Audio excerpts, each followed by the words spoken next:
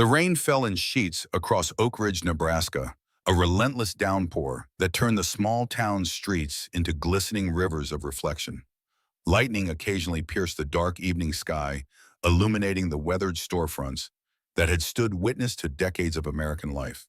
This was a town where everyone knew everyone, where family names stretched back generations, where the ghosts of the past walked alongside the living. At the edge of Main Street stood Elite Motors, its modernistic glass facade and bright showroom, lights a stark contrast to the humble brick buildings surrounding it. The American flag outside hung heavy with rain, its red, white, and blue momentarily visible when lightning flashed, then fading back to a dark, sodden cloth. The flag had seen better days, frayed at the edges, much like the man who stood across the street gazing at it.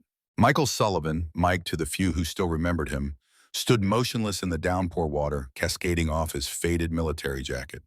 At 68, his face was a roadmap of a hard life, deep lines carved by sun wind and sorrows few could comprehend. His eyes, however, remained sharp and clear, the pale blue of a winter sky, focused now on something beyond the flag. Beside him sat Sergeant, his aging German shepherd, equally unbothered by the rain. The dog's right eye was clouded over the result of the same explosion that had left a jagged scar across Mike's forearm. Man and dog survivors of the same war, bound by scars both visible and hidden. Mike's gaze had settled on a vehicle in the showroom, a 1967 Shelby GT500, its midnight blue paint job gleaming under the artificial lights. Even from this distance, he could tell it was authentic, not a restoration. A legend among legends. A reminder of an America that now existed primarily in the memories of men his age. "What do you say, Sergeant?" Mike's voice was low and gravelly, worn by decades of barking orders and then years of near silence. "Should we take a closer look?" The dog looked up at his master, his good eye reflecting understanding that transcended language. He rose stiffly to his feet, shaking off the rain in a violent shimmy before standing at attention. Mike nodded and crossed the street, his steps deliberate and measured. His worn combat boots splashed through puddles, each step revealing the slight limp he'd carried since Fallujah. To the casual observer, he was just another down-on-his-luck veteran, invisible in a society that preferred its heroes on movie screens rather than sleeping in pickup trucks.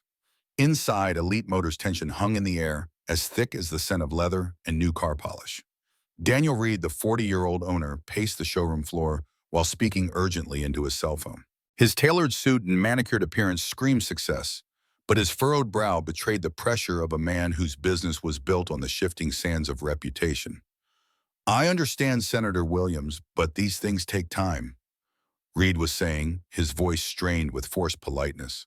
"Our technicians are the best in the state, but this particular model has unique—" "Yes, sir, I know the event is this weekend. We're doing everything possible." He ended the call with a frustrated tap on the screen, then turned to Brad, his young sales associate. "That car has to be running by Saturday," Reed hissed. "The senator wants to drive it at the Veterans Parade. It's not just a sale, it's our reputation with every high-net-worth client in the tri-state area." Brad, barely 30 with slicked back hair and a perpetual smirk, shrugged. "Greg says the computer diagnostics aren't picking up anything, and they've replaced every part they can think of. Maybe it's just a lost cause." Reed's eyes narrowed. "There's no such thing as a lost cause when there's $500,000 on the line. Tell Greg to try again." The showroom door opened with a gentle chime, bringing with it the sound of rain and the smell of wet dog. Both men turned, their expressions shifting from concern to barely concealed distaste as Mike Sullivan stepped inside, leaving puddles on the immaculate white tile floor. Sergeant padded faithfully beside him, equally wet and equally unwelcome. "Sir," Brad stepped forward, positioning himself between Mike and the gleaming vehicles. "Can I help you?" His tone made it clear that help was the last thing he intended to offer. Mike removed his soaked cap, revealing a crown of silver hair, cut military short despite the decades since his service. "You're Shelby," he said, nodding toward the muscle car in the center of the showroom. "She's not well." Brad exchanged a glance with Reed, a smirk playing at the corners of his mouth. "Excuse me, the Shelby 1967 GT500, you've got engine trouble." Mike's voice remained steady, matter of fact. "I can hear it from across the street." Brad laughed, a sharp, dismissive sound. "You heard our non-running car from across the street." in the rain. Mike didn't respond to the mockery. His eyes had moved past Brad to the Shelby itself, his gaze almost reverent. I can fix it. Reed stepped forward, our curiosity momentarily overriding his disdain. You're a mechanic. I've worked on engines most of my life. Brad snorted. No offense, old-timer, but we've got certified technicians with state-of-the-art equipment who've been trying to fix that car for a week. What makes you think you can do what they can't? Mike's weathered face remained impassive. They're listening to their machines. I listen to the engine. Brad turned to Reed, not bothering to lower his voice. Hey, boss, should I call security or just grab some entertainment while this guy communes with the car spirits? He mimicked an exaggerated meditation pose, hands raised. From the back of the showroom, a new voice entered the conversation. That's enough, Brad. Kelly Martinez emerged from the service area, wiping her hands on a red shop rag. At 28, she was the only female mechanic at Elite Motors, her position hard-won through skill and determination. Her dark hair was pulled back in a practical ponytail, her face free of makeup, but smudged with a trace of engine grease. Sorry about him, she said, approaching Mike with none of the other's condescension. Brad thinks a driver's license makes him a car expert. Her eyes moved to the patches on Mike's faded jacket, lingering on one in particular, a faded emblem with a wrench crossed with a rifle. Recognition flickered in her eyes. You were mechanical special forces, she said quietly, not a question, but a statement. Mike's eyebrows rose slightly, the only indication of his surprise. My grandfather had the same patch, Kelly explained. 101st Airborne attached to Special Forces, Vehicle Maintenance Division. Brad rolled his eyes. Great a reunion of the Dinosaur Mechanics Club. Meanwhile, we have actual problems to solve. Reed, however, was studying Mike with new interest. You said you can fix the Shelby, Mike nodded once. What would you want in return? Gas for my truck, Mike replied. That's all. Reed considered this for a moment, then smiled. Not a warm expression, but the calculated grin of a gambler, seeing a no-risk bet. Tell you what, if you can fix that car, I'll give you enough gas to get to California and back. If you can't, he paused, his smile widening, you'll clean every floor in this showroom with a toothbrush for a month. Mike held Reed's gaze, silent evaluation passing between them. Finally, he nodded. Deal. This should be good, Brad muttered, pulling out his phone to record. Kelly shot him a disapproving look before turning back to Mike. I'll show you to the service bay. As they walked toward the back, Sargent followed dutifully, his nails clicking on the polished floor. Brad called after them, Hey, that mutt better not leave hair everywhere. Mike stopped, turning slowly. The look in his eyes made Brad take an involuntary step backward. His name, Mike said quietly, is Sargent. He's a retired military working dog. 3 tours in Iraq. Purple Heart recipient. His voice remained even but carried an undercurrent of steel. Show some respect. The showroom fell silent. Even Reed seemed momentarily chastened. Without waiting for a response, Mike continued toward the service bay, Sargent at his heels. The service area was a stark contrast to the showroom's gleaming opulence. Here the floor was concrete, stained with decades of oil and transmission fluid. Fluorescent lights buzzed overhead, casting everything in a harsh, unforgiving glow. 3 mechanics in identical gray coveralls looked up from their workstations as Mike entered. In the center of the room sat the Shelby, its hood propped open like a patient on an operating table. Diagnostic equipment surrounded it, tablets displaying engine schematics and error reports that meant nothing to the car itself. The head mechanic, Greg, a burly man in his 50s with arms covered in tattoos, straightened up from the engine compartment.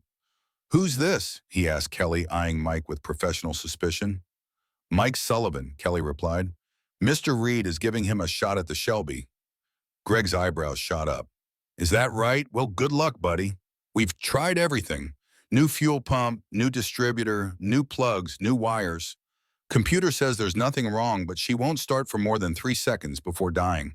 Mike approached the car slowly with the reverence of a pilgrim approaching a shrine. He placed his weathered hand on the fender, a gentle touch that seemed almost like a greeting. May I? He asked, gesturing to the engine.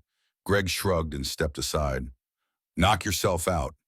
The mechanics exchanged knowing glances, settling in for what they assumed would be brief entertainment before returning to their sophisticated troubleshooting.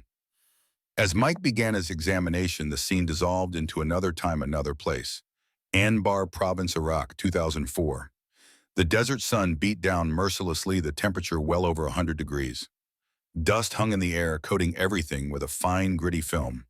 The convoy had stopped in a small valley dangerously exposed, but they had no choice. The lead Humvee had stalled and wouldn't restart. Sergeant First Class Michael Sullivan was already under the hood, his uniform soaked with sweat.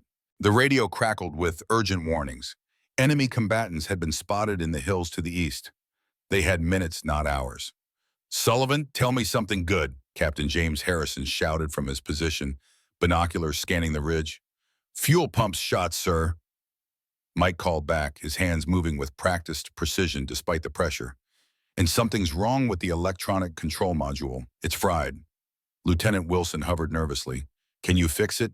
The birds can't extract us here, too exposed." Mike didn't waste breath responding. He was already bypassing systems, creating a manual workaround for the computerized components that had failed. "Reynolds, your canteen, Mike barked at a nearby private. When the young soldier tossed it over, Mike emptied the precious water into his cupped hand, then sprinkled it carefully on a specific part of the hot engine. "What the hell are you doing?" Wilson demanded. "Listening," Mike replied, his ear near the engine block.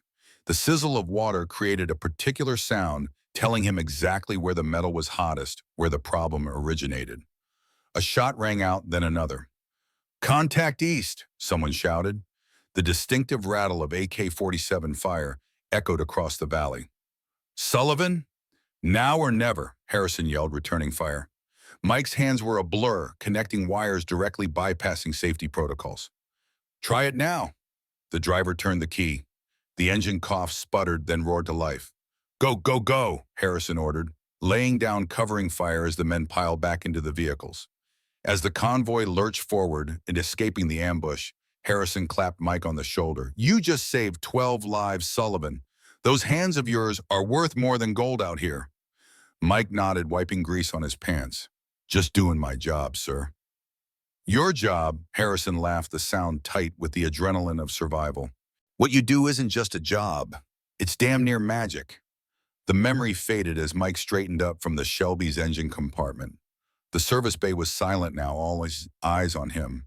He hadn't spoken a word during his examination, but his hands had moved with deliberate purpose, touching, feeling, occasionally pausing, as if listening to something only he could hear.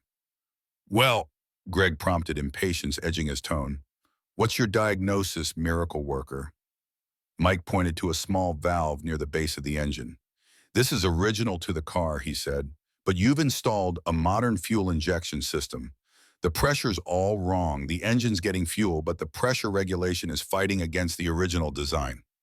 Greg frowned. "That's impossible. The computer would have flagged a pressure issue." "Computers can't feel," Mike replied simply. "This engine was built before computers existed. It has quirks, personality." Brad, who had been filming the entire interaction, laughed. "Personality, it's a machine, old man, not a person." Mike ignored him, addressing Greg directly. "You've been treating the symptoms, not the cause. The fuel pressure regulator is original. It's designed for a carburetor, not injection. The pressure's too high, so the engine floods and dies." Greg's frown deepened as he considered this. Despite his initial skepticism, there was a logic to Mike's assessment that resonated with his years of experience. "Even if you're right," Greg said, "we don't have an original carburetor system for this model. Those parts are practically museum pieces." Mike nodded. "I know, but we can calibrate the modern system to work with the original regulator. Hand me that pressure gauge and the 5/16 wrench." For the next hour, the service bay was silent, except for the occasional request for tools and the soft murmur of Mike's voice as he spoke to the engine. Not to the people around him, but to the machine itself, as if coaxing a stubborn child. The other mechanics gradually moved closer, their initial mockery giving way to professional curiosity. Kelly remained closest, handing Mike tools before he asked for them, watching his techniques with undisguised fascination. "How did you learn to work like this?" she asked during a brief pause. Mike's hands continued their careful adjustments. "In the field," he answered simply. "When you're fixing vehicles under fire, you learn to work with what you have.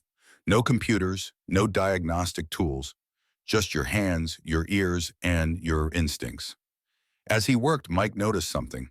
a small etching under the hood nearly invisible unless you knew where to look. His fingers traced the faded initials, RT. His expression changed momentarily, a flicker of recognition that only Kelly noticed. "You know who owned this car?" she asked quietly. Mike's face returned to its customary stoicism. "Maybe. A long time ago." Finally, Mike straightened up, wiping his hands on a shop rag. "Try it now." Greg slid into the driver's seat, skepticism still evident in his posture. He turned the key. The engine coughed once, twice, then roared to life with a deep, powerful rumble that filled the service bay.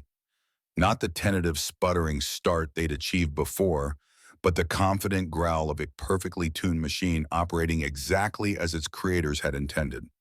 Greg revved the engine, his eyes widening as the RPMs climbed smoothly without hesitation. He looked at Mike through the windshield, disbelief warring with grudging respect. Reed and Brad had hurried in at the sound, their expressions mirroring Greg's astonishment. "Son of a bitch," Reed muttered, walking a slow circle around the purring vehicle. "It actually works." Mike stood quietly, no triumph in his stance, simply the satisfaction of a job well done. Sargent sat at his feet, equally stoic. Brad's phone was still recording. "How the hell did you do that? We've had that car for a week." Mike shrugged. "I told you. I listened." As the engine idled with perfect rhythm, Mike reached up to close the hood. As he did, his sleeve pulled back, revealing not just the scar they'd all noticed, but a faded tattoo, the insignia of an elite military unit that specialized in vehicle maintenance under combat conditions. It wasn't just any unit, it was the legendary Ghost Mechanics of the Special Forces men who could resurrect vehicles from the battlefield graveyard using nothing but ingenuity and raw skill. Kelly saw it and inhaled sharply. Her grandfather had told her stories about that unit, tales she'd half believed were exaggerated. They were the elite of the elite mechanical wizards who operated behind enemy lines, turning the machines of war from junkyard scrap into escape vehicles. "You're one of them," she said, her voice hushed with sudden understanding. "The Ghost Mechanics." Mike pulled his sleeve down quickly, but not before Reed had also seen the tattoo. Something shifted in the dealer's expression, the calculating look of a man recognizing an unexpected opportunity. "Well," Reed said, his tone suddenly cordial, "a deal's a deal. Let's get you that gas I promised." As they walked back toward the showroom, Reed placed a hand on Mike's shoulder, a gesture of camaraderie that hadn't been earned. "You know, Mr. Sullivan, I have to say I'm impressed. We don't see that kind of mechanical intuition anymore. Everyone's all about computers and sensors these days." Mike said nothing, his face unreadable. "In fact," Reed continued, "I might have a proposition for you. We get a lot of classic cars through here, and finding someone who really understands them is nearly impossible these days." They reached Reed's office, a glass-walled space overlooking the showroom. Reed gestured for Mike to sit while he took his place behind an imposing desk. "I'll be direct," Reed said, leaning forward. "I'd like to hire you. Part-time to start. We've got a small room in the back of the shop where our night security guy used to crash. It's not much, but it's yours if you want it. 3 meals a day from the diner across the street and a modest wage." Mike regarded him steadily. "Why would you hire a homeless veteran you just met?" Reed's smile didn't reach his eyes. "Let's call it community service. Elite Motors giving back to our veterans." Mike wasn't fooled. Reed hadn't noticed his service until it proved potentially profitable. But the offer of shelter, even a small room in the back of a shop, was more than he'd had in months.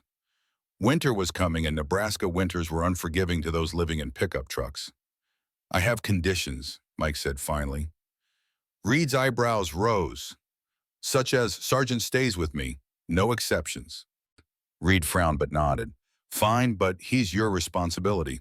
What else?" Mike pointed through the glass wall toward the back lot where several older vehicles sat gathering dust. "That 1957 Chevrolet Bel Air, the one with the rust and the cracked windshield. That old thing, it's been sitting there for years. Previous owner defaulted on their loan. Engine shot, transmission's gone. It's basically a shell waiting for the scrapyard. I want to work on it, in my spare time, with your parts, your tools." Reed laughed. "You're asking for quite a lot for someone who was begging for gas money an hour ago." Mike's expression didn't change. "Those are my terms." Reed studied him for a long moment, then nodded slowly. "All right, Mr. Sullivan. You've got yourself a deal. The dog can stay, and you can tinker with that old wreck all you want. But his voice hardened. Your first priority is the cars I assign you, the paying customers. Understood. Mike nodded once. Excellent, Reed said, his businessman smile returning. Welcome to Elite Motors. Kelly can show you where you'll be staying. As Mike rose to leave, Reed added, oh, and one more thing. I'd appreciate it if you'd let me handle any media inquiries that might come our way. A man with your unique background might attract some attention. Mike paused at the door. I'm not interested in attention. Of course not, Reed agreed smoothly. But if it comes, and it might, let me handle it, for both our benefits. Mike said nothing, but his silence was taken as agreement. As he left the office, Reed was already on his phone, his voice animated with new possibilities. Jim Daniel Reed here. Listen, you're not going to believe the marketing opportunity that just walked through my door. How does the engine whisperer sound for a campaign? Kelly was waiting outside, keys in hand. I'll show you where you'll be staying. She led Mike through the service bay to a narrow staircase at the back. Upstairs was a small room, sparse but clean, with a single bed, a nightstand, and a small bathroom attached. It's not much, Kelly said, but it's private. The night shift used to use it for breaks. Mike surveyed the room without comment. It was the first real shelter he'd had in longer than he cared to remember. Thank you, he said simply. Kelly lingered in the doorway. That thing you did with the Shelby, I've never seen anything like it. Would you maybe teach me sometime? For the first time, the faintest hint of a smile touched Mike's weathered face. Maybe. Kelly brightened. Great, I'll let you get settled. Oh, the diner across the street is Joe's. They open at 5 for breakfast. Reed has an account there for employees. After she left, Mike sat heavily on the edge of the bed, the day's events catching up with him. Sergeant patted over, resting his graying muzzle on Mike's knee. Well, old friend, Mike murmured, scratching behind the dog's good ear. Looks like we've got a roof for the winter, at least. His eyes drifted to the window where rain still pattered against the glass. Beyond the rain-streaked pane, he could just make out the silhouette of the dilapidated Chevrolet Bel Air in the back lot. A car very much like the one he'd owned before the war, before everything changed, before he'd become a ghost in his own life. The next morning dawned clear, the storm having moved on during the night. Mike rose before sunrise, a habit ingrained from decades of military discipline. After a quick shower, hot water, a luxury he hadn't enjoyed in months, he and Sergeant made their way across the street to Joe's Diner. The diner was a slice of Americana frozen in time. Checkerboard floor, red vinyl booths, a jukebox in the corner playing Buddy Holly. The walls were adorned with local sports memorabilia and photographs of Oak Ridge through the decades. An American flag hung prominently beside the counter, and beneath it, a framed display of military patches from various units. The breakfast crowd was sparse at this early hour. A few truckers, a couple of farmers, and in the corner booth, a cluster of older men wearing caps that identified them as veterans of various conflicts. Their conversation paused as Mike entered, their eyes taking in his military bearing and the service dog at his side. One of them, a man about Mike's age wearing a Vietnam veteran cap, nodded in silent acknowledgement. Mike returned the gesture and took a seat at the counter. The waitress, a woman in her 50s with a name tag reading Doris, approached with a coffee pot in hand. You must be Reed's new mechanic, she said, pouring without asking. Word travels fast in Oak Ridge. I'm Doris, been running this place for 20 years. Mike, he replied simply, and this is Sergeant. Doris smiled at the dog. Handsome fella. What can I get you two for breakfast? It's on Reed's tab. Whatever's easiest, Mike said. Doris studied him for a moment, then nodded. 2 eggs over easy, hash browns, extra crispy, side of bacon and toast. And I've got some leftover steak in the back for your partner there. Mike nodded gratefully. As he ate, he became aware of someone sliding onto the stool beside him. It was the Vietnam vet from the corner booth. Frank Miller, the man introduced himself, extending a hand. 101st Airborne, 68 to 70. Mike shook his hand. Mike Sullivan, Army, various places. Frank nodded, understanding the deliberate vagueness. Some deployments weren't for public discussion even decades later. Saw you go into Elite yesterday during the storm, Frank commented. Then heard from my nephew who works security there that you fixed the senator's Shelby when none of those college-educated mechanics could figure it out. Mike sipped his coffee without responding. Don't worry, Frank chuckled. I'm not fishing for war stories or trade secrets. Just wanted to say welcome to Oak Ridge. He paused. And if you ever want to join us, he nodded toward the booth of veterans. Coffee's on us Tuesday mornings. No pressure to talk. Sometimes it's just good to sit with people who understand. Mike studied the group of men, seeing in their postures and eyes the same ghost that haunted him. I'll think about it, he said finally. Frank clapped him on the shoulder as he stood. That's all I ask. Good luck with Reed. He's a slick one, but he pays on time. I'll give him that. As Frank returned to his booth, Mike finished his breakfast in thoughtful silence. It had been years since he'd had any connection to the community of veterans. Years of isolation running from memories he couldn't outpace. The bell above the diner's door chimed as a young woman entered. In her late 20s, she carried herself with the confident posture of someone accustomed to moving through the world on her own terms. A press pass hung around her neck, and she clutched a notebook in one hand, a smartphone in the other. She scanned the diner briefly before her gaze settled on Mike. With purposeful steps, she approached the counter. Excuse me, she said, her voice carrying the crisp enunciation of a professional speaker. Are you Michael Sullivan, the mechanic who fixed Senator Williams' Shelby yesterday? Mike tensed, his expression closing like a door slamming shut. Who's asking? Jessica Parker, Midwest Chronicle, she replied, extending her hand. When Mike didn't take it, she withdrew it smoothly. No offense taken. I'm working on a piece about veterans in our communities. Your story caught my attention. I don't have a story, Mike said flatly, returning to his coffee. Jessica was undeterred. A homeless veteran with extraordinary mechanical skills who can fix what others can't. That sounds like a story to me. Mike stood abruptly, leaving money on the counter despite Reed's tab. You've been misinformed. As he turned to leave, Jessica spoke again. My father had the same tattoo. She gestured to his arm where his sleeve had risen slightly. Ghost Mechanics, right? Special Forces Vehicle Maintenance Division. Mike froze, then slowly turned back. You don't know what you're talking about. Jessica's expression softened. My father was Staff Sergeant Thomas Parker. Served with the unit in Desert Storm. He died last year. She hesitated. He never talked much about what they did, but he always said the men he served with were the finest mechanics and the bravest soldiers he'd ever known. The name hit Mike like a physical blow. Thomas Parker. He remembered him, a quiet, brilliant engineer who could improvise parts from scrap metal and wire. They'd served together briefly before Mike's unit was reassigned. I'm sorry for your loss, Mike said, his voice slightly less guarded. Your father was a good man. Jessica's eyes widened slightly at the confirmation. You knew him briefly, Mike acknowledged, a long time ago. Her professional demeanor gave way to genuine emotion. Then you understand why I want to tell this story. Not for sensation, but to honor men like you, men like my father, veterans who carried their skills and their burdens back into civilian life. Mike studied her, seeing sincerity in her expression. Still, years of guarding his privacy made him hesitant. I'm not looking for a spotlight, he said finally. I just fix engines. On your terms, Jessica agreed. No personal details you don't want to share. Just the work, the skill, what it means to listen to engines in a world obsessed with computers. Mike considered this. Before he could respond, the diner's door opened again, and Reed entered, his expensive suit out of place among the diner's casual clientele.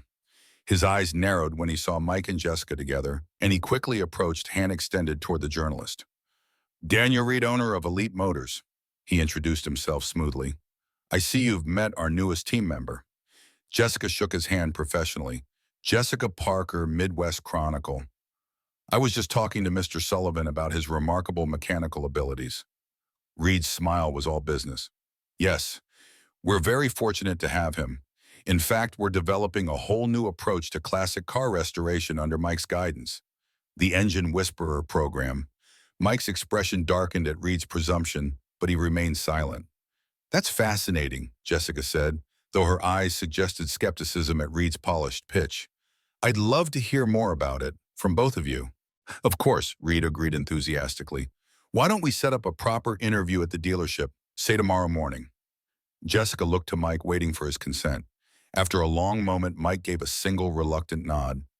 Just about the cars, he stipulated. Nothing else. Just the cars, Jessica promised. As they walked back to the dealership, Reed was practically buzzing with excitement.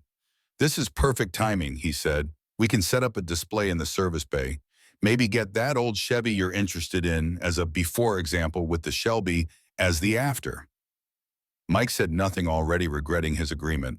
But something about Jessica Parker, her connection to a man he'd once known, her sincerity, had momentarily lowered his defenses. The morning passed in a blur of activity as Reed prepared for what he clearly saw as a marketing goldmine.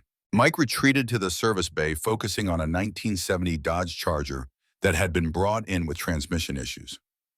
Working on the car brought him peace, allowing him to shut out Reed's enthusiastic planning.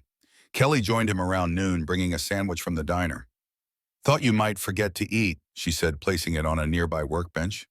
Mike nodded his thanks, wiping his hands before unwrapping the sandwich. So, Kelly ventured, the boss is pretty excited about this newspaper article. Reed sees dollar signs, Mike replied. Nothing more, so. Kelly leaned against the workbench. Maybe, but it could be good, you know. There are a lot of people who appreciate what you do, the way you understand these machines. Mike took a bite of his sandwich, non-committal. I was thinking, Kelly continued, maybe you could show me how you diagnosed the Shelby so quickly. I've been working with cars for years, but what you did, that was something else. Mike regarded her thoughtfully. In her, he recognized a genuine passion for the work, unmarred by Reed's commercial ambitions. First lesson, he said finally, it's not about diagnosing. It's about listening. These old engines, they talk to you, tell you what's wrong, but you have to be quiet enough to hear them. Kelly's face lit up at his willingness to teach. When can we start? For the first time since his arrival, Mike's expression softened into something approaching a smile. We already have. The afternoon progressed with Mike showing Kelly small techniques, how to feel vibrations through fingertips, how to identify sounds that indicated specific problems, how to understand the personality of each engine. As they worked, Mike occasionally glanced at the 1957 Chevrolet Bel Air sitting forlornly in the back lot. Something about that car called to him, a connection he wasn't ready to examine too closely. The workday was winding down when a sleek black Mercedes pulled into the service entrance. The car was immaculate, clearly maintained with obsessive care. As it came to a stop, Mike froze, recognition dawning on his face. The driver's door opened and an elderly man emerged, tall, distinguished, with the unmistakable bearing of a career military officer. Senator Robert Williams, a former Army General war hero, and now one of the most powerful men in the state legislature. Williams surveyed the garage until his gaze settled on Mike. For a moment, neither man spoke, decades of history hanging in the air between them. Sullivan, Williams said finally, his voice carrying the crisp authority of command despite his advanced years. They told me it was you, but I hardly believed it. Mike straightened, imperceptibly, muscle memory, responding to the voice of a superior officer. Senator, it's been a long time. Williams approached, studying Mike's face. 30 years at least. They said you were dead. In some ways I was, Mike replied quietly. Kelly looked between them, sensing the weight of their shared past. I'll give you some privacy, she murmured, slipping away. Williams waited until she was gone before speaking again. My aide tells me you fixed the Shelby. Mike nodded. Yes, sir. That car belonged to my brother, Colonel Robert Thompson. He left it to me when he died. Cancer 5 years ago. The name hit Mike like a physical blow. Colonel Thompson, his commanding officer in Desert Storm, the man who'd recognized Mike's extraordinary abilities and recruited him for the Ghost Mechanics. He was a good man, Mike said, his voice rough with unexpected emotion. A good commander. Williams studied him intently. He spoke of you often, you know, even after you disappeared. Said you were the finest mechanic he'd ever known. Said you saved his life more than once.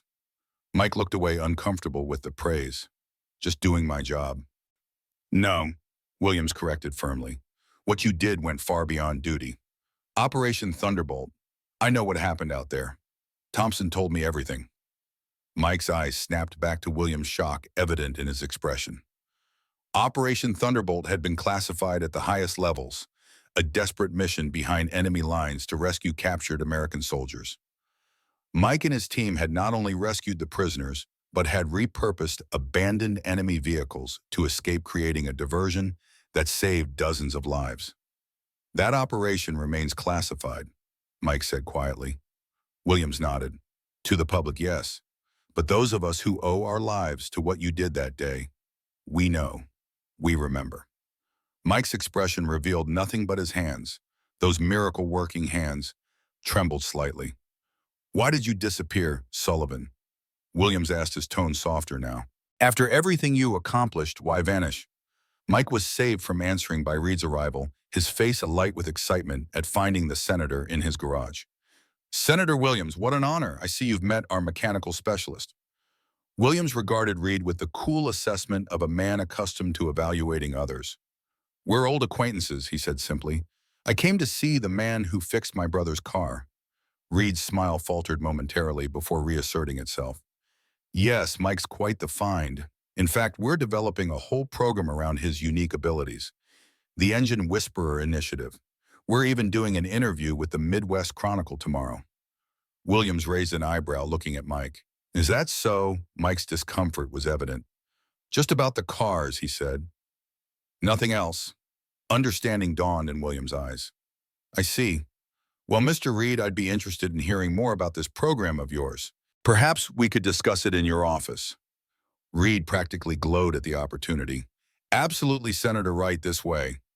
As Reed led Williams toward the office, the senator paused and turned back to Mike. We'll talk again, Sullivan. Soon. Mike watched them go, a knot of tension forming in his gut. The carefully constructed walls of anonymity he'd built over decades were beginning to crumble, and he wasn't sure he was ready for what lay beyond them. Later that evening, after the dealership had closed, Mike sat alone in his small room above the service bay. Sargent lay at his feet, the dog's rhythmic breathing, a comforting constant in a day filled with unwelcome changes. A soft knock at his door roused him from his thoughts. When he opened it, Kelly stood there holding 2 cups of coffee. Thought you might want this, she said. It's getting cold out there. Mike accepted the cup with a nod of thanks, stepping aside to let her enter. Kelly glanced around the sparse room. You travel light. Mike's only possessions were a duffel bag containing a few changes of clothes, a small wooden box, and a worn paperback book on the nightstand. Always have, he replied, taking a seat on the edge of the bed while Kelly settled into the room's only chair. So, she ventured after a moment, you and Senator Williams served together briefly. Kelly nodded, accepting his brevity. Must be strange having people from your past suddenly reappear. Mike sipped his coffee, neither confirming nor denying. My grandfather was like you, Kelly continued, when it became clear Mike wouldn't elaborate. Didn't talk much about his service. Carried it with him, though, in everything he did. She paused. He's the reason I became a mechanic. Used to let me help in his garage when I was a kid. Said I had the touch. Mike studied her over the rim of his cup. You do, he acknowledged. Most people learn the theory, the diagnostics. You feel the machine. Kelly smiled at the rare compliment. That means a lot coming from you. She hesitated, then asked, that thing the senator mentioned, Operation Thunderbolt? It seemed important. Mike's expression closed immediately. Classified, he said firmly. Kelly raised her hands in a gesture of peace. Sorry, I didn't mean to pry. Just, it seemed like it matters to your story. I don't have a story, Mike repeated his earlier words to Jessica. Just a set of skills. Kelly nodded, respecting his boundaries. Well, those skills saved the day with the Shelby. Reed's already got 3 more classic cars lined up for you to look at. Mike's mouth tightened. Reed sees dollar signs, nothing more. Maybe, Kelly conceded, but he's also giving you a chance to do what you're good at.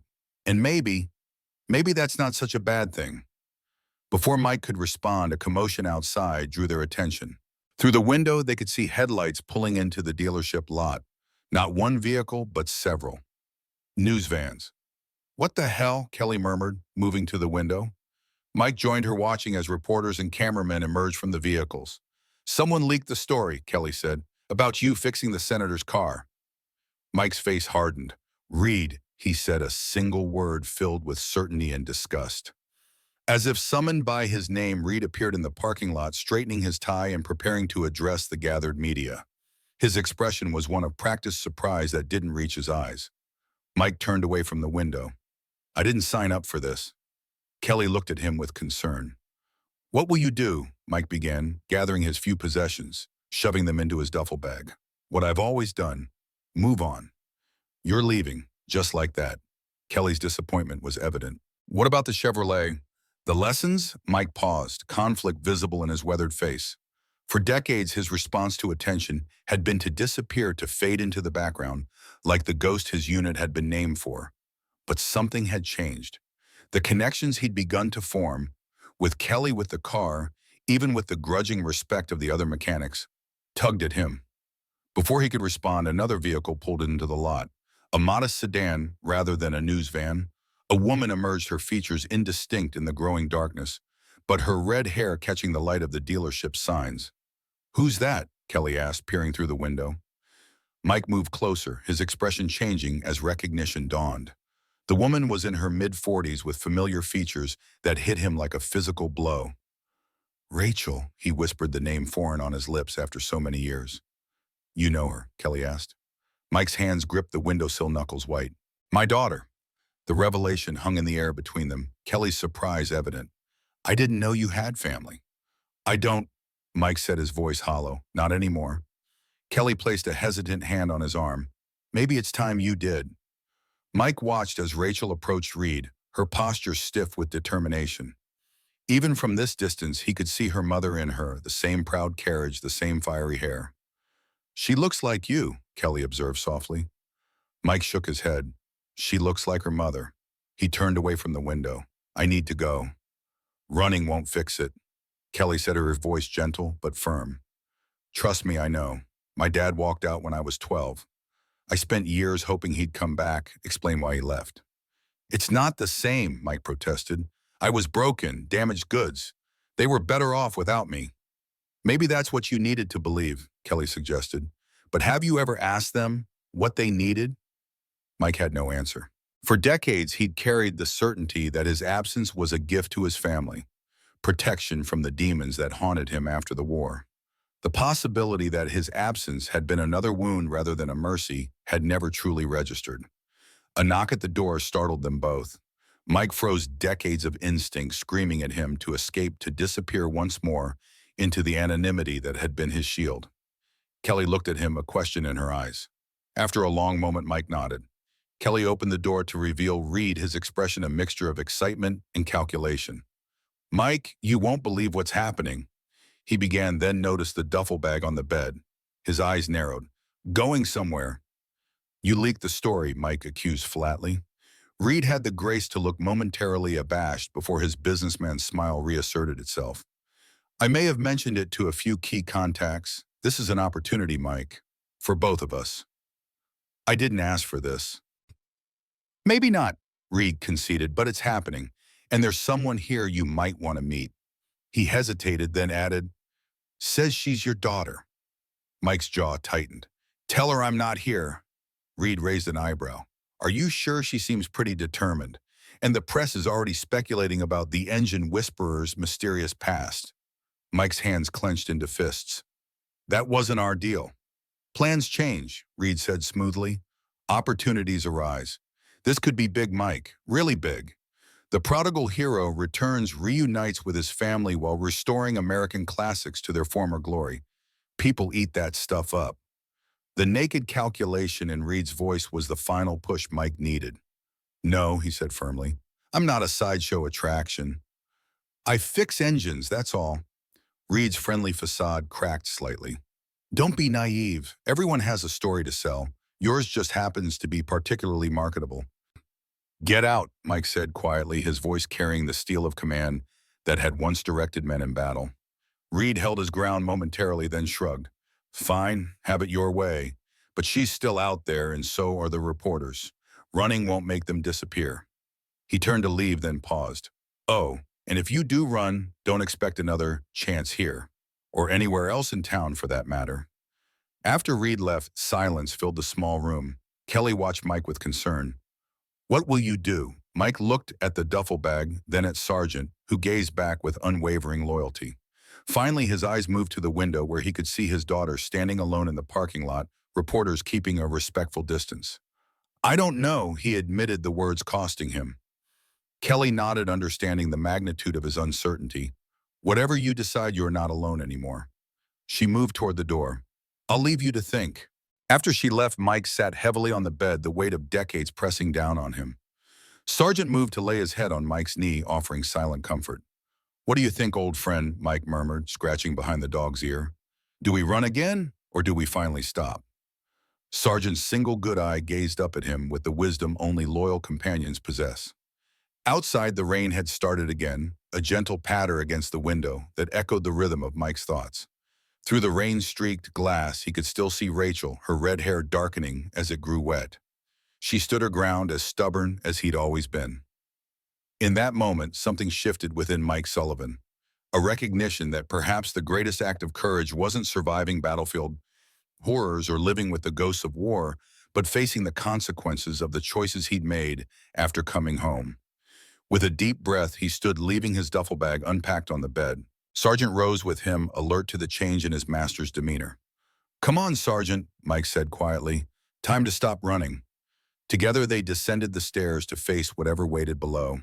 Reporters read schemes, and most intimidatingly, the daughter Mike hadn't seen in over 20 years. The daughter who deserved answers he wasn't sure he could give. The daughter who carried his blood, but had grown into a woman he didn't know. It was time to listen not just to engines, but to the people whose lives he had touched and abandoned. Time to hear their stories, their pain, their questions. Time to find out if a man who could fix the most broken machines could begin to repair the most important connections of all.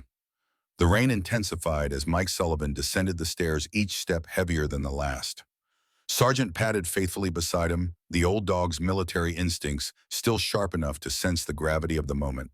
Through the glass doors of Elite Motors' service entrance, Mike could see his daughter's silhouette, a woman grown into middle age during his absence, standing resolute against the elements, just as she had stood against the void he'd left in her life. As Mike pushed through the doors, the assembled reporters noticed him immediately. Camera lights flicked on, illuminating the rain in stark white beams. Questions overlapped in a cacophony of curiosity. Are you the engine whisperer? Is it true you were special forces? Sir, can you tell us about Operation Thunderbolt? Mike ignored them, his focus entirely on the woman standing apart from the crowd.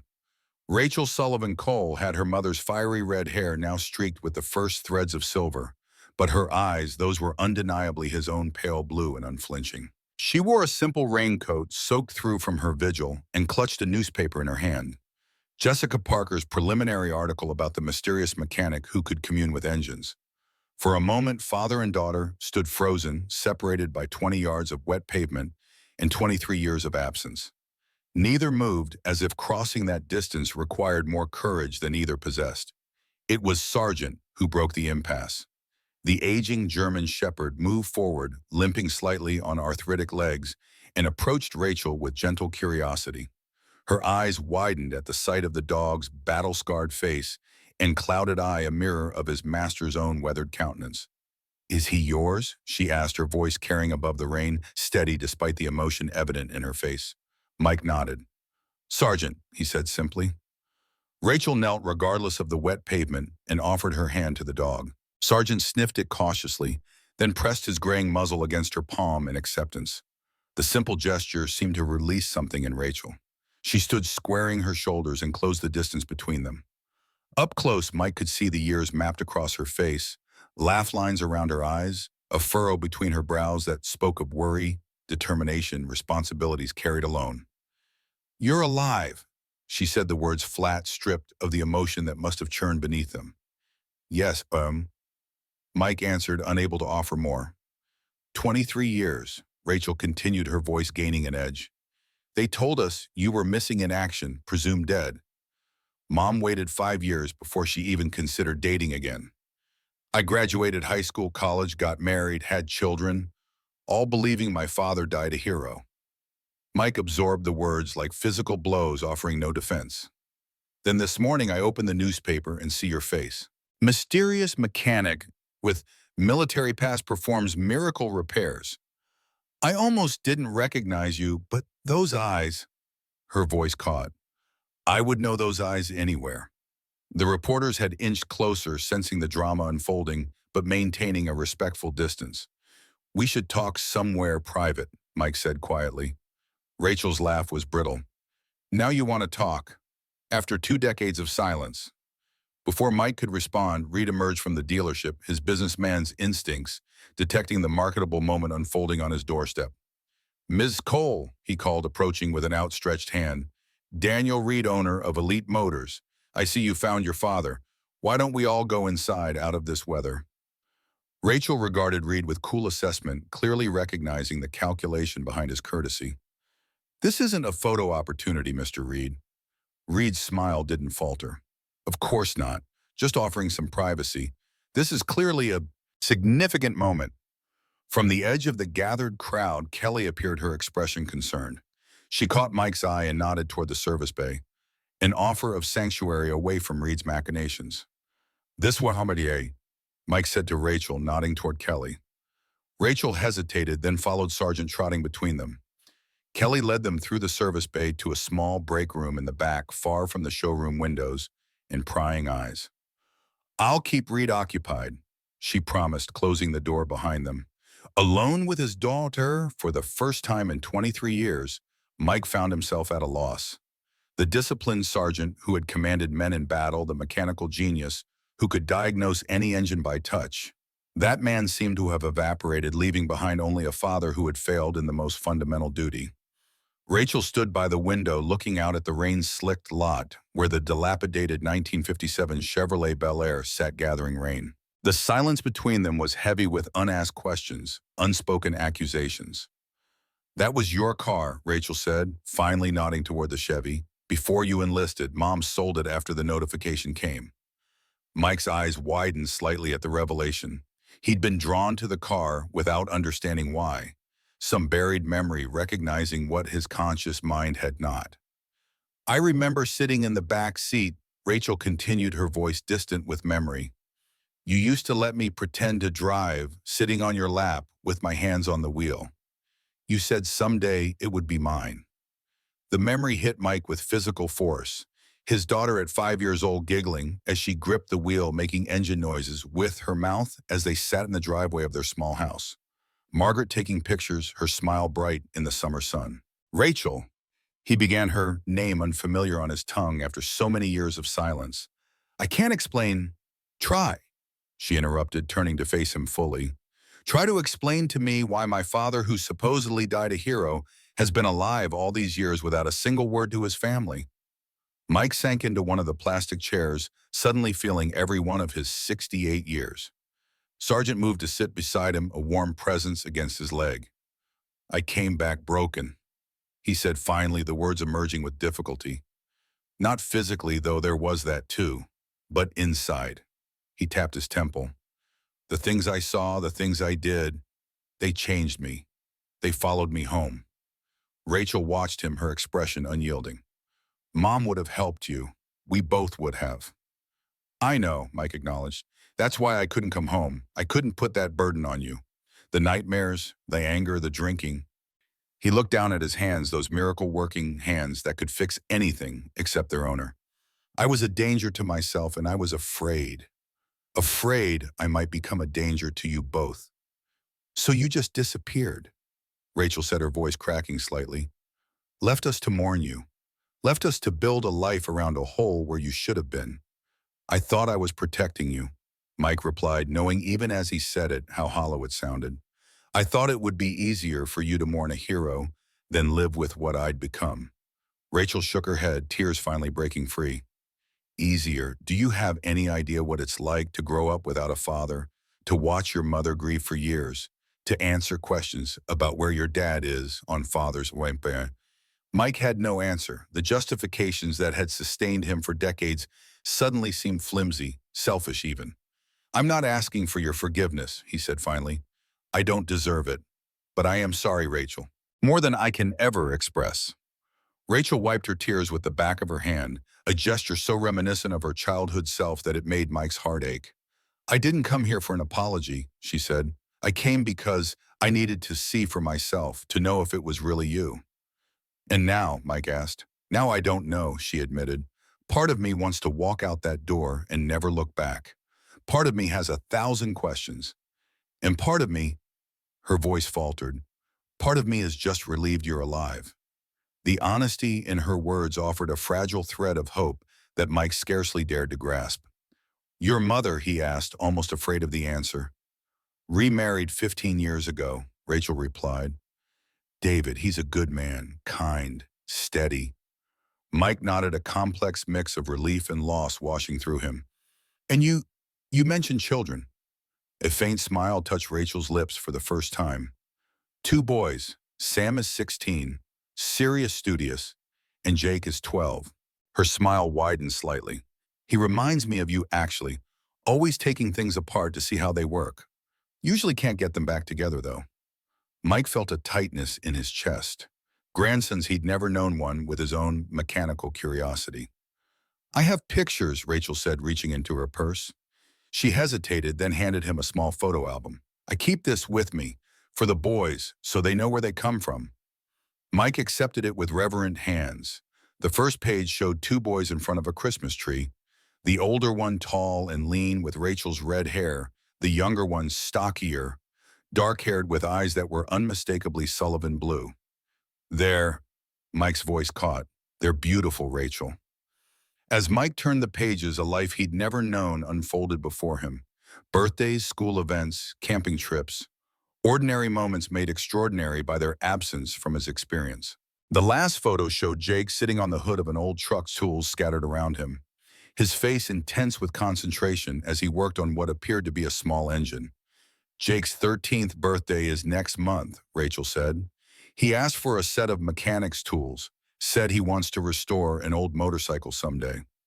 Mike looked up from the album, meeting his daughter's gaze. I've missed so much, he said, the simple statement encompassing an ocean of regret. Yes. Rachel agreed without mercy but without cruelty. You have. A knock at the door interrupted them. Kelly poked her head in her expression apologetic. Sorry, she said, but Reed's getting restless and the reporters aren't leaving. They're asking for a statement. Mike's jaw tightened. I don't have anything to say to them. Rachel studied her father, seeing in his discomfort the same aversion to attention she'd inherited. What if I spoke to them? She suggested. Just to say we're reconnecting privately. It might satisfy their curiosity enough to give us some space. Mike looked at her with surprise, then nodded slowly. If you're willing. I'm a middle school principal, Rachel said with a hint of wry humor. I deal with more challenging audiences every day. As they moved back toward the front of the dealership, Mike hung back slightly, allowing Rachel to take the lead. It was a small gesture, but significant. An acknowledgement that this was her story too, and she had the right to tell it on her terms. Reed intercepted them near the showroom, his expression a mask of concern that didn't reach his eyes. Everything all right? The press is getting impatient. My daughter will make a brief statement. Mike said the words, my daughter, strange and wonderful on his tongue. Reed's eyes lit with opportunity. Excellent. I've set up a small podium by the Shelby. Perfect backdrop for the engine whisperer story. Mr. Reed, Rachel said, her voice carrying the quiet authority of someone accustomed to command, this isn't about your marketing campaign. This is about my family. Reed had the grace to look momentarily abashed. Of course. Family first. But surely you can appreciate the human interest angle here. The prodigal father returns, reunites with his daughter. That's enough, Reed, Mike interrupted, his tone leaving no room for argument. Outside, the rain had finally stopped, leaving the world washed clean and glistening under the lot lights. The reporters waited expectantly, cameras at the ready. Jessica Parker stood apart from the others, her expression thoughtful as she observed the father and daughter emerging together. Rachel approached the gathered media with calm dignity. Mike remained a few steps behind Sargent at his side, his discomfort evident, but his resolve firm. This was his daughter's moment, and he would not hide from it. Good evening, Rachel began, her voice clear and steady. My name is Rachel Sullivan Cole. The man you've been calling the engine whisperer is my father, Michael Sullivan. We have been reunited today after many years of separation. Camera flashes punctuated her words, capturing the historic moment. This is a deeply personal time for our family, she continued. We ask for privacy as we navigate this unexpected reunion. She paused, then added with gentle firmness, "Thank you for your understanding." Questions erupted immediately, but Rachel turned away, signaling the end of her statement. As she rejoined Mike, Jessica Parker approached them. "Ms. Cole, Mr. Sullivan," she said, professional but compassionate. "I realize this is a sensitive time, but I wonder if I might speak with you both. Not for immediate publication, but to understand the full story. My father served with you, Mr. Sullivan. This means something to me beyond just a headline." Mike looked to Rachel, deferring to her judgment. Rachel studied the young journalist. "Perhaps tomorrow," she said finally. "We have much to discuss tonight." Jessica nodded, handing Rachel her card. "Whenever you're ready," and she hesitated, then added, "Thank you for your service, Mr. Sullivan, both to our country and to my family. My father often said he wouldn't have made it home without the ghost mechanics." As Jessica withdrew, Reed approached again, his salesman's smile firmly in place. "Well, that went perfectly. A touch of mystery, the promise of more to come. The phones will be ringing off the hook tomorrow." Mike regarded him coldly. "This isn't a publicity stunt, Reed." "Of course not," Reed agreed smoothly. "It's a human interest story, heartwarming, inspirational, and," he added with naked calculation, "potentially very profitable for all involved." Rachel's eyes narrowed. "Mr. Reed, my father is not a carnival attraction." "No, he's better," Reed countered. "He's a genuine American hero with a unique skill set and a compelling personal story. Do you have any idea what that's worth in today's market?" Before either Mike or Rachel could respond, a sleek black SUV pulled into the lot. The driver's door opened, and Senator Williams emerged, his dignified presence drawing the attention of the remaining reporters. "Sullivan," he called, approaching, with the confident stride of a man accustomed to command, "I thought I might find you here." The reporters surged forward, cameras flashing, as they captured the unexpected meeting between the distinguished senator and the mysterious mechanic. Williams ignored them, his focus entirely on Mike and the woman beside him. "And this must be Rachel," he said, his tone warming. "I'd know those Sullivan eyes anywhere." Rachel looked between the senator and her father, confusion evident. "You know who I am." Williams smiled gently. "Your father kept your picture in his footlocker. Showed it to me once in Saudi Arabia just before Operation Desert Storm. Said you were the reason he had to make it home." Mike's expression tightened at the revelation, a piece of his carefully guarded past exposed. "Senator," he said, his voice low, "this isn't the place." Williams surveyed the scene. The reporters, Reed's calculating presence, the emotionally charged reunion interrupted by commercial opportunism. He nodded once, decision made. "You're right," he agreed. "Ms. Cole, Mr. Sullivan, would you join me for dinner? Somewhere private, away from—" He glanced meaningfully at the cameras. "All this." Rachel hesitated, looking to her father. Mike met her gaze, offering her the choice. "Yes," she decided. "I think that would be best." Reed stepped forward, alarm evident in his expression. "Senator, perhaps we should discuss the Engine Whisperer program first. I've been developing a comprehensive marketing strategy." "Tomorrow, Mr. Reed," Williams interrupted firmly. "Family comes first." The weight of his authority, earned through decades of public service, left no room for argument. Reed subsided, though his eyes tracked Mike calculatingly, as Williams led father and daughter to his waiting SUV. Sargent followed, his military bearing returning in the presence of the senator's command aura. "This isn't over, Sullivan," Reed called after them. "We had a deal." Mike paused, looking back at the dealership where the dilapidated Chevrolet Bel Air sat in the back lot. His car from another lifetime, a tangible link to the past he'd tried to escape. "Yes," he said quietly, "we did." As the senator's vehicle pulled away, the reporters dispersed, recognizing that the story had moved beyond their reach for the moment. Only Jessica Parker remained, watching thoughtfully as the SUV disappeared into the night. 20 minutes later, they were seated in a private dining room at the Silver Eagle, an upscale steakhouse that catered to Oak Ridge's political and business elite. Dark wood paneling and subdued lighting created an atmosphere of discreet luxury. American flags flanked a display case containing military memorabilia, a testament to the establishment's patriotic loyalties. The owner, a Vietnam veteran named Patrick Donovan, had greeted Williams personally, and after a quiet exchange had arranged for complete privacy, including allowing Sargent to remain at Mike's feet despite regular dining policies. As they settled at the table, an awkward silence fell. 23 years of absence couldn't be bridged in a single evening. In the presence of Senator Williams, a connection to Mike's classified past added another layer of complexity. Williams, sensing the tension, took the lead. Rachel, he began, his tone gentle but direct. I imagine you have questions about your father's service, some of which he may not have been able to answer before. Rachel's gaze moved between the two men. Are you saying you can answer them now? Williams acknowledged. The classification on certain operations has been lifted, though others remain restricted. He glanced at Mike. But perhaps more importantly, I can tell you what kind of man your father was. The lives he saved, including mine.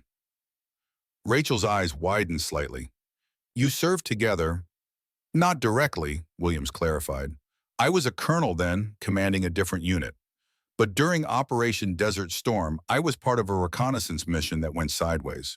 We were cut off, surrounded with damaged vehicles, and no immediate extraction option. He paused as a waiter discreetly delivered drinks. Water for Mike, iced tea for Rachel, bourbon for the senator.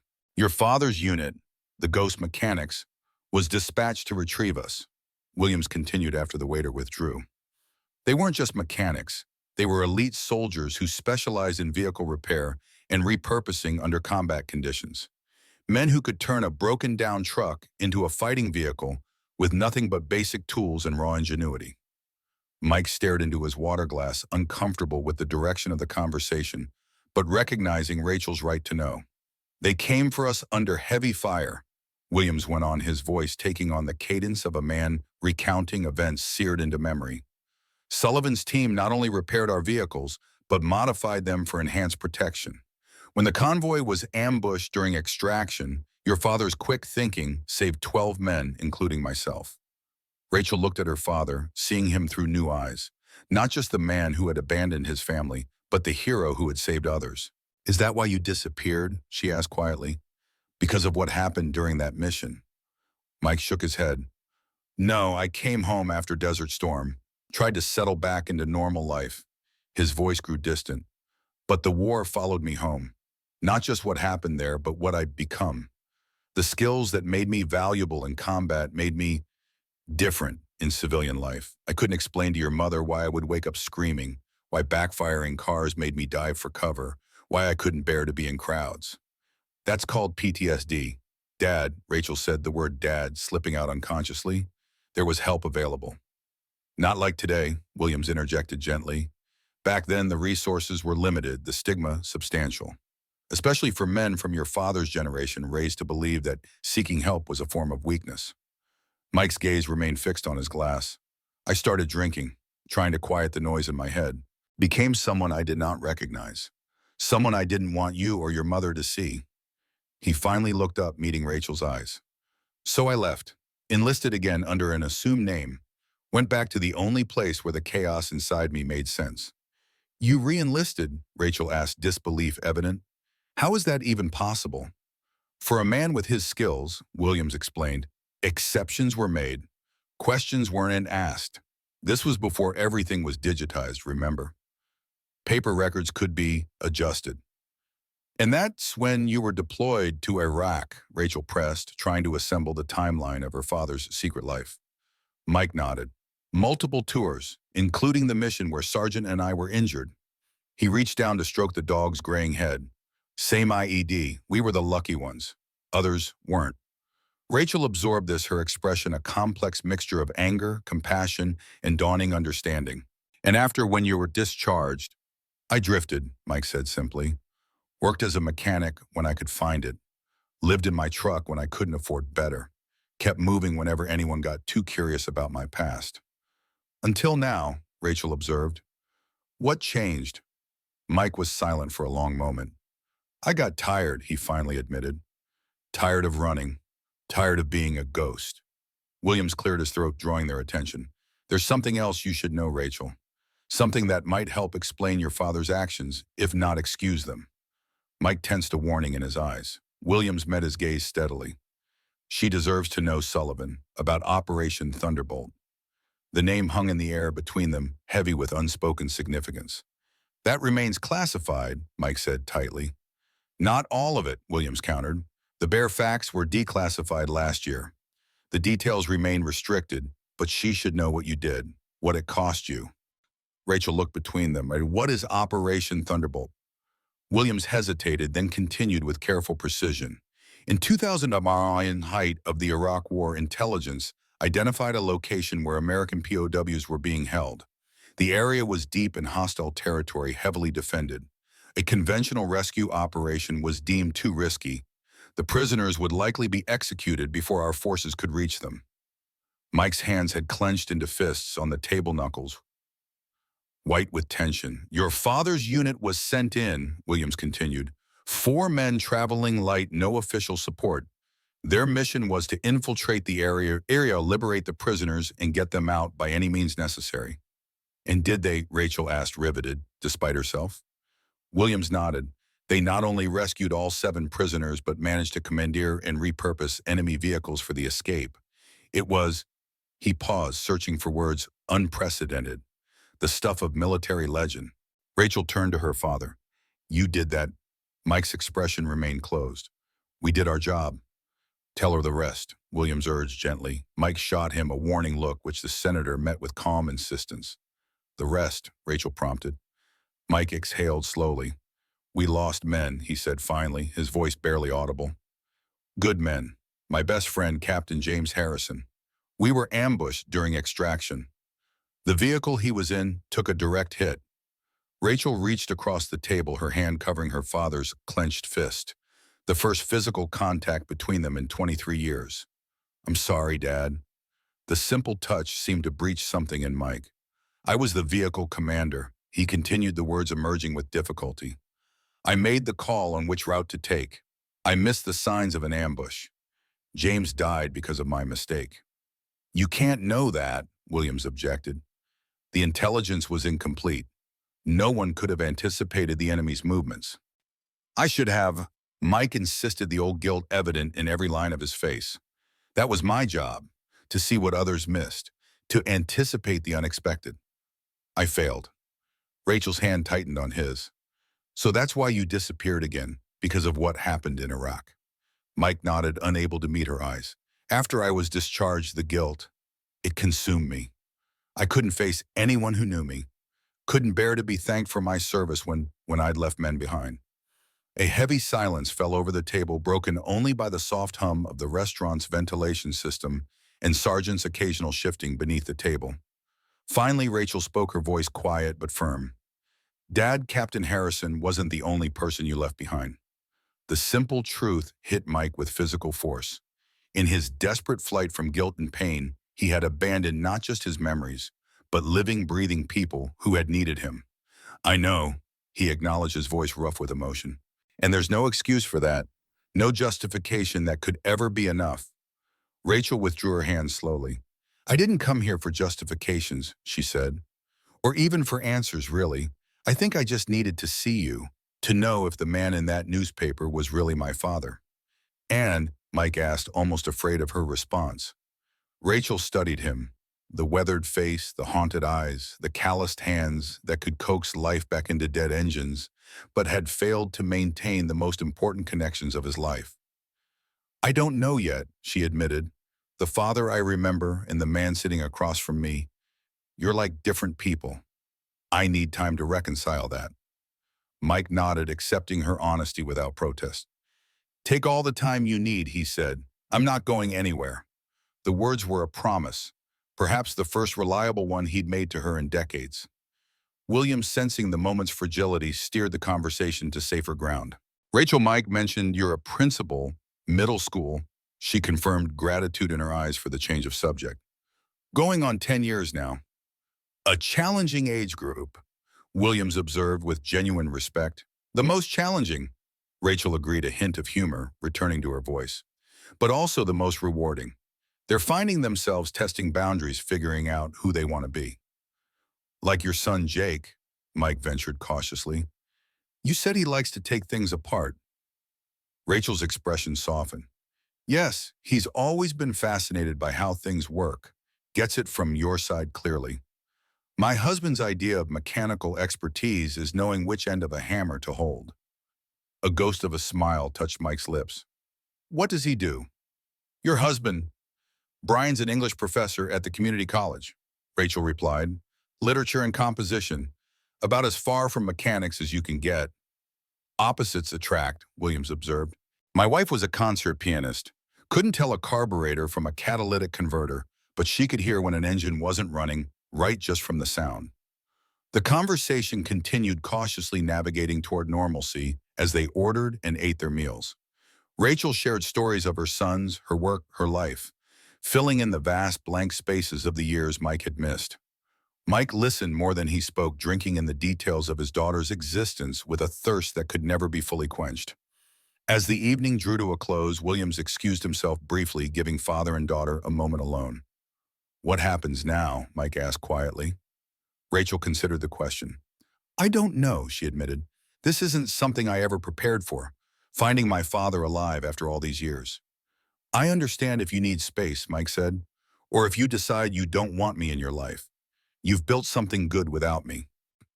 Rachel was silent for a long moment. When I was little, she said finally, after they told us you were missing in action, I used to have this recurring dream. I'd be sitting on the front porch and suddenly you'd come walking up the driveway still in your uniform. You'd kneel down and say, I found my way home, Rachie girl. That's what you used to call me. Mike's throat tightened at the childhood nickname he'd almost forgotten. I had that dream for years, Rachel continued, into my teens even, always the same, always ending with the same feeling of completion, like a puzzle piece clicking into place. She met his gaze directly. I stopped having it eventually, accepted that you were gone, built a life around that absence. And now, Mike asked, now I don't know what to feel, Rachel admitted. Part of me is that little girl on the porch, overjoyed that her daddy finally found his way home. Part of me is the woman who grew up without a father, angry at what you missed, what you chose to miss. And part of me is a mother trying to understand what this means for my sons, for their understanding of who they are and where they come from. Mike nodded, accepting the complexity of her response. Whatever you decide, he said, whatever role you want me to play or not play in your life, I'll respect it. Rachel studied him, weighing his sincerity. The boys have a school break next week, she said finally. Jake has been asking about that motorcycle restoration project. Maybe you could meet them.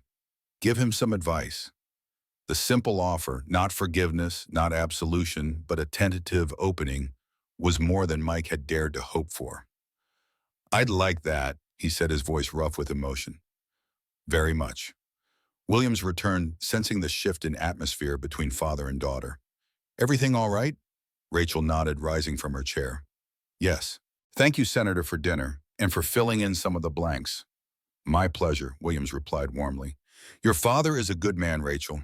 He made mistakes, as we all do, but the measure of a man isn't in his perfection, but in how he faces his failures. As they prepared to leave, Williams drew Mike aside. Sullivan, there's something else you should know, something I discovered recently that might change things for you. Mike raised an eyebrow, questioning. Captain Harrison, Williams said quietly. James, he's alive. Mike stared at him in disbelief. That's not possible. I saw the explosion. No one could have survived that. He was thrown clear, Williams explained. Severely injured, spinal damage burns to traumatic brain injury. He was evacuated separately, listed as John Doe until they could establish identity. By the time they did, you were already being treated for your own injuries in a different facility. Mike's mind reeled with the implications. The guilt that had driven him into isolation, that had become the foundation of his exile, built on a premise that wasn't even true. Where is he now? Mike asked, his voice barely above a whisper. Veterans Care Center just outside Oak Ridge, Williams replied. He's paralyzed from the waist down, but his mind is intact. He's been asking about you for years, ever since he learned you survived. Mike leaned against the wall, momentarily overcome. All this time, he murmured, all these years, running from a ghost who wasn't even dead. Williams placed a supportive hand on his shoulder. People make decisions based on the information they have, Sullivan. You believed Harrison was dead. You carried that burden because you cared about your men. That speaks to your character, not against it. Rachel approached, concern evident in her expression. Dad, are you all right? The word dad, spoken now with genuine concern rather than as a mere identifier, cut through Mike's shock. Yes, he said, straightening. Just unexpected news. As they walked to the parking lot, Rachel turned to her father. I have a hotel room in town. I'd planned to stay a few days to process all this. Mike nodded, understanding her need for space. Maybe we could have breakfast tomorrow, she suggested. At Joe's Diner, I saw it across from the dealership. I'd like that, Mike agreed, hope cautiously kindling in his chest. After Rachel and Williams departed, Mike found himself alone with Sargent in the empty parking lot. The night was clear now, stars visible above the small town, a sight rarely appreciated in his years of restless movement.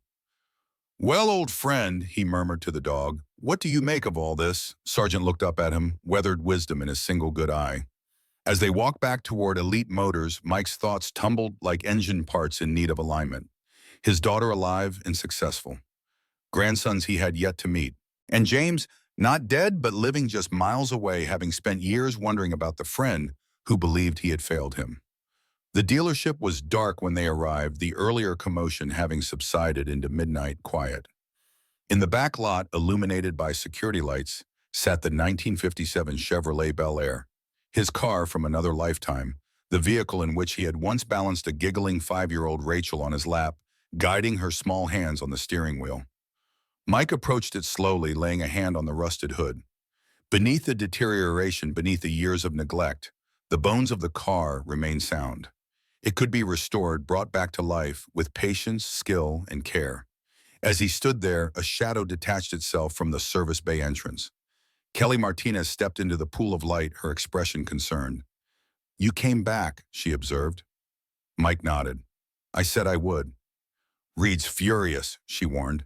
Been on the phone all evening with his marketing team trying to figure out how to spin this. He's not going to let you walk away from his engine whisperer campaign easily. I know, Mike acknowledged. He glanced at the Chevy. But some things are worth fighting for. Kelly smiled slightly. Your daughter seems nice, strong. Like her mother, Mike agreed. Smarter than me, that's for sure. They stood in companionable silence for a moment, the night settling around them like a comfortable blanket. So what now? Kelly asked finally. Mike looked at the Bel Air, then back at the young mechanic who had shown him kindness when others offered only mockery. Now, he said, a quiet determination entering his voice, we start rebuilding. In the distance, an American flag fluttered atop the courthouse, visible even in the night and illuminated by spotlights. Like Mike Sullivan, it had weathered storms, been tattered and worn, but remained standing, a symbol of endurance, of principles that transcended individual failures. For the first time in decades, Mike felt something unfamiliar stirring in his chest. Not peace, not yet, but its distant cousin possibility. The possibility of reconnection, of purpose, of a life reclaimed from the shadows of the past. Tomorrow would bring its own challenges. Reed's commercial ambitions, the media's continuing interest, the complex road to reconciliation with Rachel, and beyond that, the even more daunting prospect of meeting James Harrison, of facing the man whose supposed death had driven Mike into 20 years of self-imposed exile. But tonight, standing beside the rusted shell of a car that had once carried his young family's dreams, Mike Sullivan allowed himself to believe in restoration, not just of metal and chrome, but of bonds broken and trust betrayed. Of a life abandoned, but perhaps, against all odds, not entirely lost. Morning arrived in Oak Ridge with the soft golden light of early autumn casting long shadows across the small town. Mike Sullivan woke before dawn, a lifetime of military discipline embedded in his body's rhythms. For a moment, disoriented in the unfamiliar room above Elite Motors service bay, he reached instinctively for the duffel bag that had been his constant companion during years of nomadic existence. Then the events of the previous day cascaded through his memory. Rachel alive and successful, the revelation about James Harrison, the tentative bridge beginning to form across 23 years of absence. Sargent stirred at the foot of the bed, his aging body slower to rise, but his loyalty unwavering. Big day ahead, old friend, Mike murmured, scratching behind the dog's graying ears. The morning air carried a crisp edge as Mike and Sargent crossed the street to Joe's Diner. The establishment was already buzzing with early risers, farmers grabbing breakfast before dawn chores, shift workers ending night duties, and the regular table of veterans nursing coffee and shared memories. Frank Miller, the Vietnam vet who had welcomed Mike the previous day, raised his mug in silent greeting. Mike nodded in return, a small acknowledgement of the invisible brotherhood that connected them. Doris, the waitress, approached with a coffee pot. "Morning, Mike. You're all over the morning papers," she said, nodding toward a stack of newspapers by the register. The headline was visible, even from a distance. "Hero mechanic reunited with daughter after 2 decades." Mike grimaced. "Wasn't looking for publicity." "Nobody ever is," Doris replied with the practical wisdom of a woman who had seen life's full spectrum. "But sometimes it finds you anyway." She filled his cup, then glanced toward the door. "Your breakfast date's here." Rachel stood in the doorway, morning light illuminating her red hair. She wore jeans and a simple blue sweater, a leather messenger bag slung over one shoulder. Her eyes scanned the diner until they found Mike. A moment's hesitation crossed her face before she approached, navigating the curious glances of the other patrons. "Good morning," she said, sliding into the booth across from him. "Morning," Mike replied, sudden awkwardness gripping him. How did one speak to a daughter who had grown from child to woman in one's absence? What words could possibly bridge such a chasm? Sargent solved the immediate dilemma by nudging Rachel's hand with his nose, seeking affection. She smiled, scratching under his chin. At least someone's comfortable with this situation. The observation broke the tension, drawing a small smile from Mike. He's always had better social skills than me. Doris returned, pouring coffee for Rachel and taking their breakfast orders with efficient warmth. When she departed, silence fell again, heavy with unasked questions and unshared histories. "I called Mom last night," Rachel said finally. "Told her I'd found you." Mike's hands tightened around his coffee mug. "How did she take it?" "Shocked at first, then—" Rachel paused, measuring her words. "Relieved, I think, to know you're alive at least. David was supportive. He's always been good about my search for closure." "He sounds like a good man," Mike said, meaning it. "He is," Rachel confirmed. "The boys are curious, especially Jake. I showed him your picture from the newspaper. He said you looked like a proper mechanic." High praise from a 12-year-old gearhead. Pride and regret battled in Mike's chest at the mention of his grandson. A boy who shared his passion, his blood, yet knew him only through a newspaper photograph. "I'd like to meet them," Mike said carefully. "When you're ready, if you're ready." Rachel studied him over the rim of her coffee cup. "That's partly why I called Mom. I needed perspective, to make sure I wasn't rushing into something that might hurt them or me." And her advice, "Take it slow," Rachel replied. But she also said something interesting. She said that the man she married, the one who went off to war, he would have been a wonderful grandfather. That whatever demons drove you away, they didn't change who you were at your core. Mike's throat tightened at Margaret's assessment. Far more generous than he deserved. She always saw the best in people. "Still does," Rachel agreed. "It's what makes her a great nurse." Their conversation paused as Doris delivered their breakfast. Eggs and bacon for Mike, blueberry pancakes for Rachel. Mike realized with a pang that he didn't even know his grown daughter's favorite breakfast food, a small but significant gap in the basic knowledge fathers typically possessed. As they ate, Rachel shared details of her life, her journey through college, her marriage to Brian, the births of her sons, her rise from teacher to principal. Mike listened hungrily, absorbing each fragment of the life he had missed. "Enough about me," Rachel said finally. "What about you? Senator Williams mentioned Captain Harrison is alive here in Oak Ridge." Mike nodded, setting down his fork. "At the Veterans Care Center. I had no idea. All these years I thought—" He shook his head, still processing the revelation. "I'm planning to visit him today." "That must be difficult," Rachel observed, "facing someone you believed was dead because of your decisions." "The hardest kind of reunion," Mike acknowledged, "but necessary." Rachel hesitated, then asked, "Would you like company when you go to see him?" The offer surprised Mike. "You do that?" "I think," Rachel said carefully, "that seeing this part of your life might help me understand everything else. Why you left, why you stayed away." Mike considered this. Having Rachel witness his confrontation with the past was both terrifying and potentially healing. a chance for her to see the demons he had fled and perhaps to begin understanding, if not forgiving, his choices. "If you're sure," he said finally. Rachel nodded, decision made. After breakfast. As they finished their meal, the bell above the diner's door chimed. Daniel Reed entered, his expensive suit and polished shoes incongruous in the humble establishment. His face brightened when he spotted Mike and Rachel. "There you are," he exclaimed, approaching their booth with manufactured enthusiasm. "I've been trying to reach you, Mike. Big developments with the Engine Whisperer program. The phone's been ringing off the hook since yesterday's media coverage." Mike's expression hardened. "Not now, Reed." Reed's smile didn't falter, though his eyes narrowed slightly. "Actually, now is perfect. Ms. Cole should hear this too." He slid uninvited into the booth beside Rachel, who shifted away, discomfort evident. "3 classic car collectors called this morning."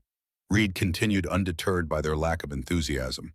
"They're willing to pay premium rates for the Engine Whisperer to work on their vehicles. And a producer from the History Channel wants to discuss a potential documentary series. This is just the beginning." "Mr. Reed," Rachel interrupted firmly, "my father and I are having a private breakfast." Of course," Reed agreed smoothly. "But this concerns both of you. Think about it. A father-daughter restoration business. Sullivan and Sullivan, the Engine Whisperers.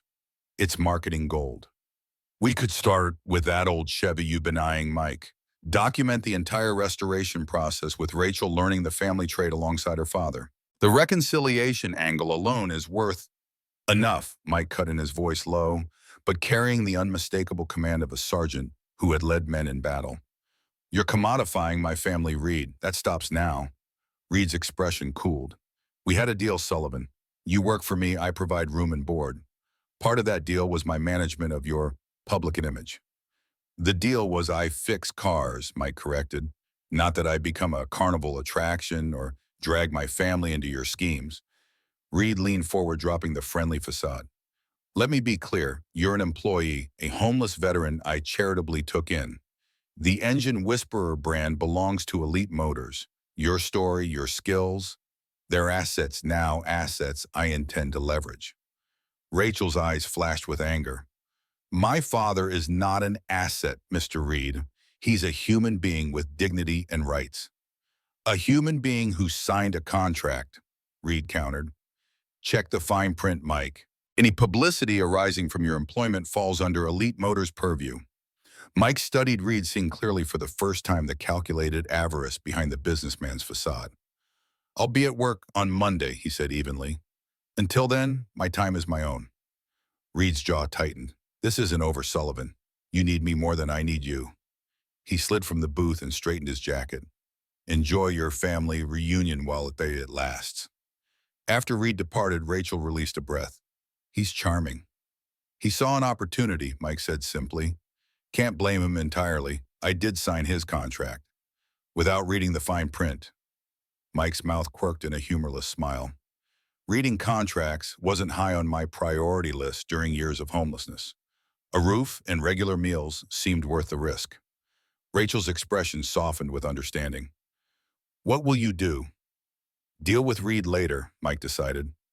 "Today is about James and you."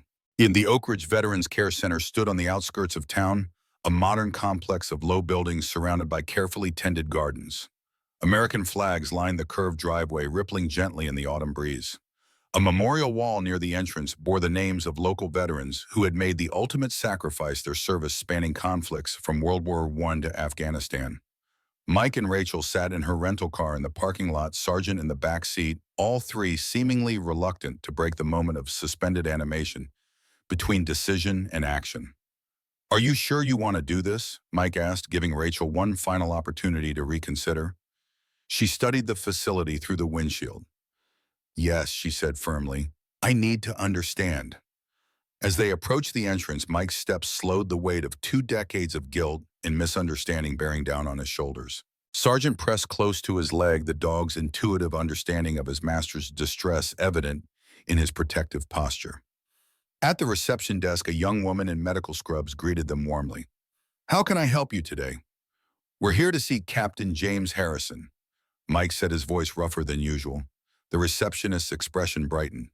Oh, Captain Harrison. He's one of our favorites. Are you family? Old friends, Mike replied. From Iraq.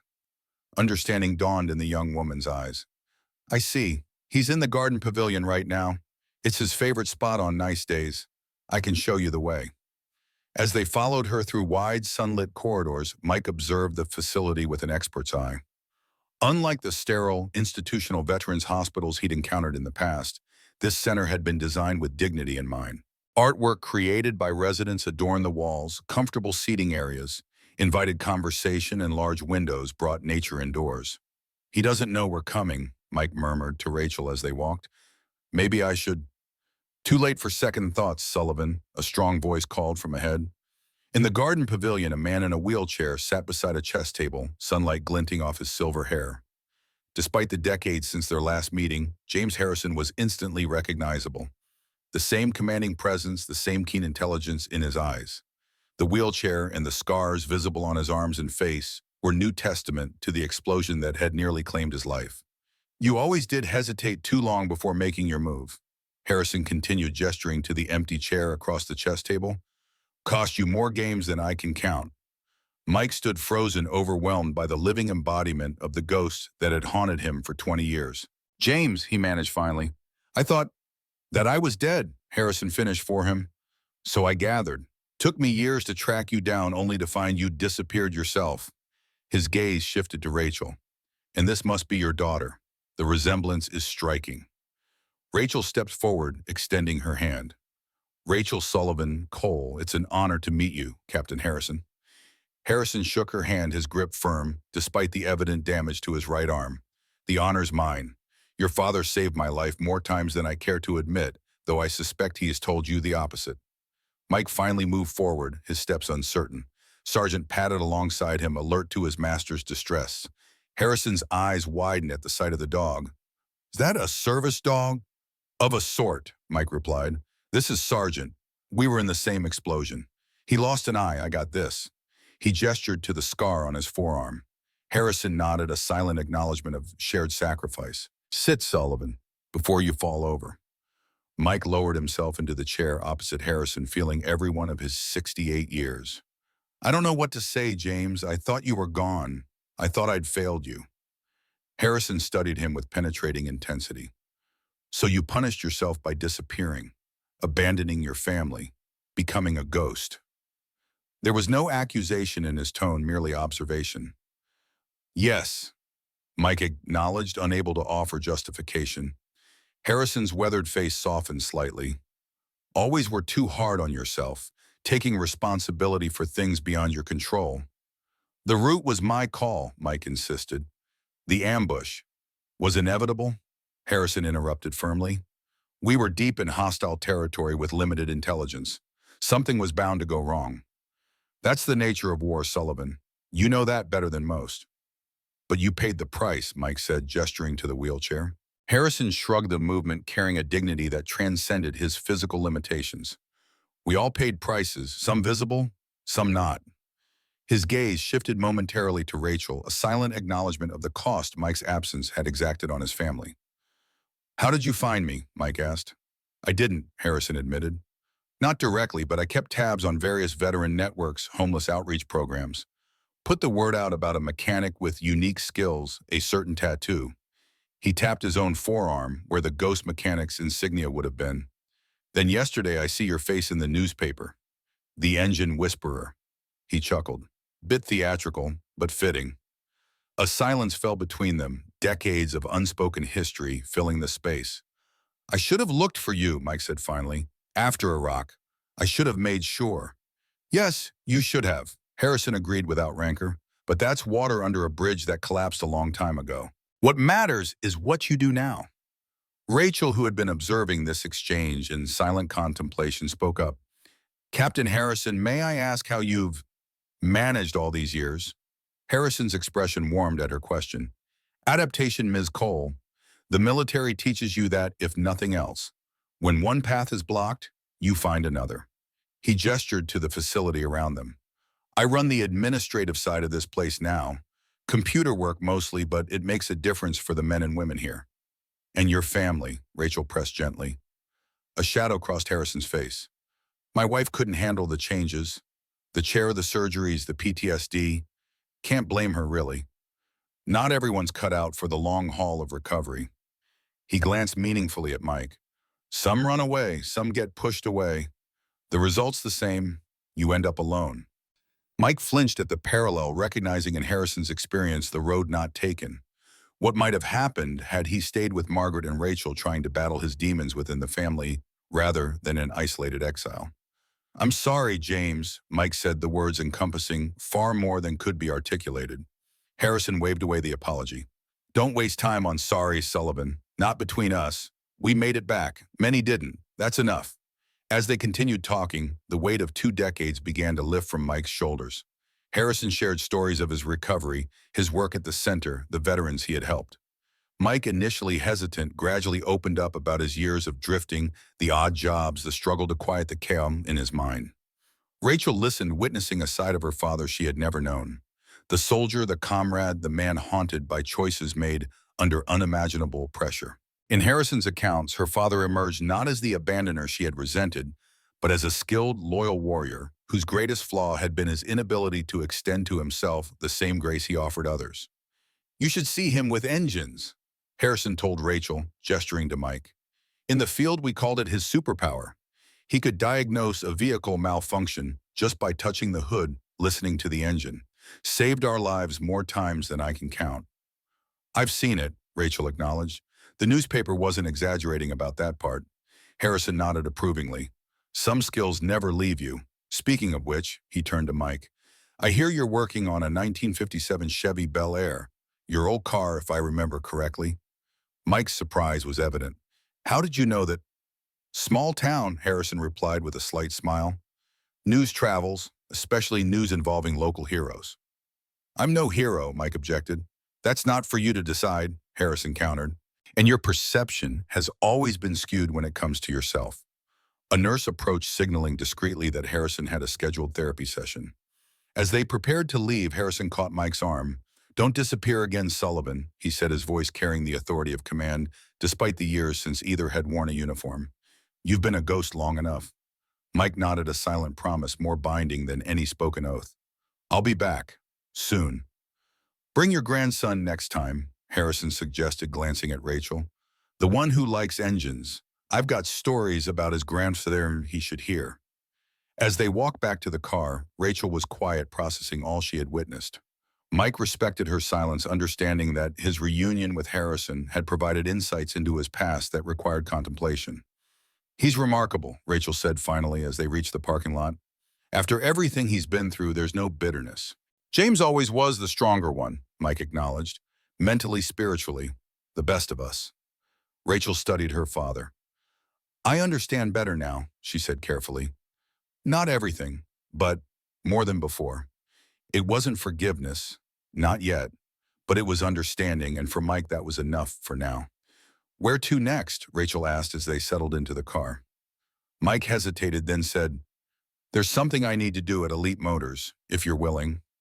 The dealership was bustling with weekend customers when they arrived, potential buyers browsing the gleaming vehicles under the watchful eyes of salespeople.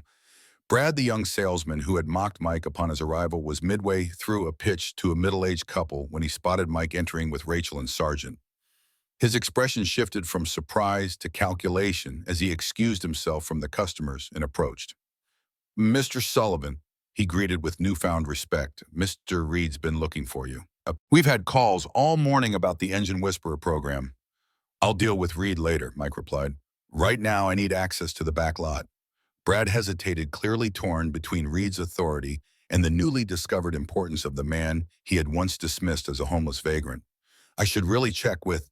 It's his car, Kelly interrupted, emerging from the service bay. The 57 Chevy. It was his before he enlisted. Brad's eyebrows rose. Seriously, that old wreck? Kelly shot him a withering look.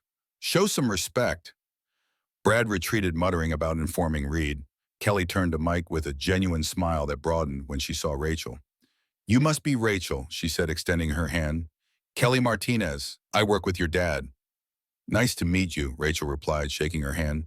Dad mentioned you were kind to him when others weren't. Kelly shrugged off the praise. I recognized quality when I saw it. both in his work and his character. She gestured toward the back lot. Come on, I've been looking at that Chevy myself. It's in rough shape, but the bones are good. As they walked through the service bay, Rachel observed the respect Kelly showed her father. Not deference, but the genuine regard of one skilled professional for another. It was a side of him she had never witnessed, the master craftsman valued for his expertise rather than pitied for his struggles. The 1957 Chevrolet Bel Air sat in the far corner of the back lot, its once gleaming paint faded to a dull rusted patina. Weeds had grown around the tires, suggesting it had remained unmoved for years. Yet despite its deterioration, the car's classic lines remained evident.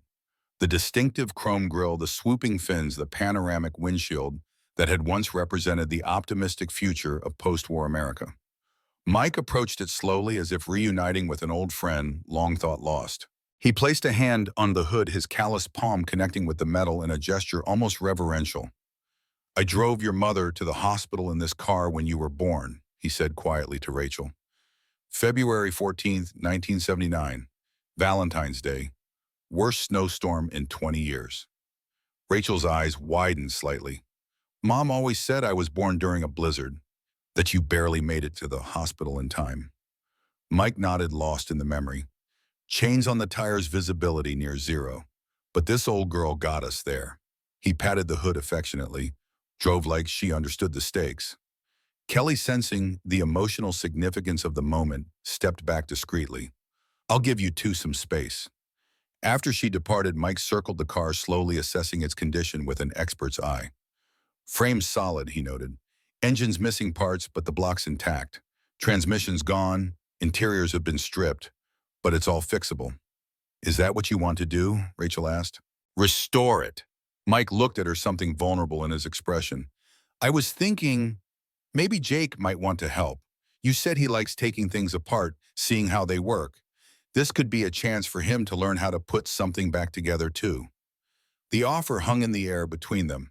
Not just a restoration project, but a bridge across generations, a chance for grandfather and grandson to connect through shared passion. He'd love that, Rachel said softly. But what about Reed? Your contract. Mike's expression hardened with resolve. I'll handle Reed. As if summoned by his name, Daniel Reed emerged from the showroom, his face tight with controlled anger. Saladian, where have you been? We have potential clients waiting to meet the famous engine whisperer. Mike turned to face him, his stance shifting subtly into the balanced readiness of a soldier. We need to talk, Reed, about my contract. Reed's eyes narrowed. Your contract is clear. You work for me. Work for your story, your skills. They're Elite Motors property now. No man is property, Mike replied evenly. And some things aren't for sale. Reed scoffed. Very poetic, but legally binding contracts aren't negated by sentiment. You signed, you agreed to the terms. Under duress, Rachel interjected, a homeless veteran with PTSD offered shelter in exchange for rights he didn't fully understand. I wonder how that would play in court or in the press. Reed's confident facade faltered momentarily. Are you threatening me, Ms. Cole? Offering perspective, Rachel corrected. As an educator, I believe in learning opportunities. This is yours. Reed's expression darkened. This isn't a classroom, and I'm not one of your students. Your father signed a contract. He'll honor it or face the consequences. What if I bought out the contract? A new voice suggested. Senator Williams approached from the direction of the service bay, his dignified presence immediately commanding attention. Kelly followed a few steps behind, a slight smile suggesting her involvement in his timely arrival. Senator Reed greeted his tone, shifting to deferential respect. This is a private business matter. Involving a decorated veteran, Williams interrupted smoothly, a man who saved my life and the lives of many others. That makes it a matter of interest to me both personally and professionally. Reed hesitated, visibly recalculating his position. With all due respect, senator contracts can't simply be bought out without consideration of the business implications. Everything has a price, Mr. Reed, Williams observed mildly. Your own business model demonstrates that principle clearly. The question is merely what that price might be. As the two men continued their negotiation, Mike turned back to the Chevrolet, running his hand along its rusted surface. Rachel watched him, understanding dawning in her expression. "This car really matters to you," she said quietly. Mike nodded. "Not just because it was mine, because it was ours. Yours, your mother's, mine. From before, everything changed." Rachel moved to stand beside him, their shoulders nearly touching. "Jake's birthday is 3 weeks from now," she said. "If you're serious about teaching him about restoration—" "I am," Mike confirmed, hope evident in his voice. "Then we should make plans. Brian and I have a detached garage that's mostly unused. If you had a place to work—" The implication hung between them. Not just a workspace, but a place in their lives, a role for the grandfather who had been absent for so long. "I'd like that," Mike said simply. Behind them, the negotiation between Reed and Williams concluded with a handshake, Reed's expression suggesting reluctant concession. "It's done," Williams announced, approaching Mike and Rachel. "The contract is dissolved with reasonable compensation to Elite Motors for their investment." Mike turned to the senator, gratitude evident. "I can't repay this, Williams." "You already have," Williams replied, "many times over." He glanced at the Chevrolet. "Now about this car. I believe it requires transportation to a suitable workspace." "My family's home," Rachel confirmed, "in Lincoln." "Consider it arranged," Williams said with a satisfied nod. "I have connections with a classic car transport company. They can deliver it next week." As they finalized the details, Kelly approached, her expression a mixture of happiness and regret. "So, you're really leaving?" Mike nodded. "It seems so." "I'll miss our lessons," she admitted. "I was learning a lot." Mike studied the young mechanic who had shown him kindness when others offered only mockery. "Lincoln's not far," he said, "and I could use an assistant with real training for when the technical aspects get beyond an old soldier's capabilities." Kelly's face brightened. "You mean I could come help with the restoration?" "If you're willing to work with a stubborn old man and a 13-year-old beginner," Mike confirmed. "Count me in." Kelly agreed without hesitation. Reed, having concluded his business with the senator, approached the group. His businessman's mask was firmly in place, though resentment simmered beneath the surface. "Well, Sullivan," he said with forced casualness, "it seems our arrangement has reached its conclusion. The senator has generously compensated Elite Motors for our investment in your development. Appreciate the opportunity." "Reed," Mike replied, extending his hand with genuine acknowledgement of the chance the businessman had given him, despite the exploitative intentions that followed. Reed hesitated, then shook Mike's hand briefly. "The Engine Whisperer brand remains Elite Motors property," he added, unable to resist a final assertion of control. "But you're free to pursue your family reconciliation." As Reed walked away, Williams turned to Mike. "There's one more thing, Sullivan. The Veterans Center is looking for a mechanical instructor. Part-time, flexible hours, teaching basic automotive skills to veterans transitioning back to civilian life." Mike's surprise was evident. "You're offering me a bomb to Shahid." "Harrison is," Williams corrected, "says there's no one better qualified to help veterans rebuild engines and themselves." The symbolism wasn't lost on Mike. The opportunity to guide others through the mechanical work, it had been his own sanctuary to help fellow soldiers find purpose in creation rather than destruction. "I'd be honored," he said simply. As the afternoon sun began its descent, casting long shadows across the dealership lot, final arrangements were made. The Chevrolet would be transported to Rachel's home the following week. Mike would follow in his pickup truck with Sargent, bringing his few possessions and the tools of his trade. "Are you sure about this?" Mike asked Rachel quietly as they prepared to part ways. "Having me in your life, in your sons' lives? It's a big change." Rachel considered the question with the thoughtful deliberation that had served her well as an educator. "I'm not sure about anything," she admitted candidly, "but I know that Jake deserves to learn from the best, and Sam deserves to know where his analytical mind comes from." Well, she met her father's gaze directly. "And I think maybe we all deserve a second chance at being a family." It wasn't forgiveness, not completely, but it was opportunity, and for Mike Sullivan, that was more than he had dared to hope for. 3 weeks later, the detached garage behind Rachel and Brian's comfortable suburban home in Lincoln had been transformed into a workshop. The 1957 Chevrolet Bel Air sat in the center, partially disassembled, but meticulously organized with parts labeled and categorized on surrounding shelves and tables. Jake Sullivan Cole, newly 13, stood beside his grandfather, absorbing every word as Mike explained the intricacies of the carburetor they were rebuilding. The boy's dark hair fell across his forehead as he leaned in his focus absolute, his hands already showing the instinctive dexterity that had once distinguished Mike in the field. "You have to feel the balance," Mike instructed, guiding Jake's hands. "Too much air, too much fuel. Either way, the engine suffers. It's about harmony." "Like music?" Jake asked, his young mind making connections. "Exactly like music," Mike confirmed, pleased by the boy's insight. "A symphony of metal and fire in motion." From the doorway, Rachel watched this exchange, a complex mixture of emotions playing across her face. Beside her stood her husband, Brian, a thoughtful man with kind eyes and a professor's contemplative demeanor. "He's good with Jake," Brian observed quietly. "Natural." Rachel nodded. "He always was good with machines, and with teaching others about them." She hesitated, then added, "I just never thought I'd see it again. Never thought my sons would experience it."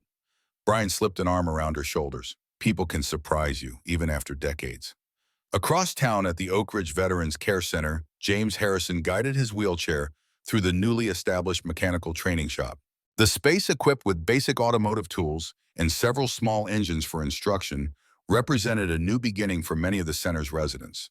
A group of younger veterans gathered around workbenches, some bearing visible injuries, others carrying wounds that lay beneath the surface.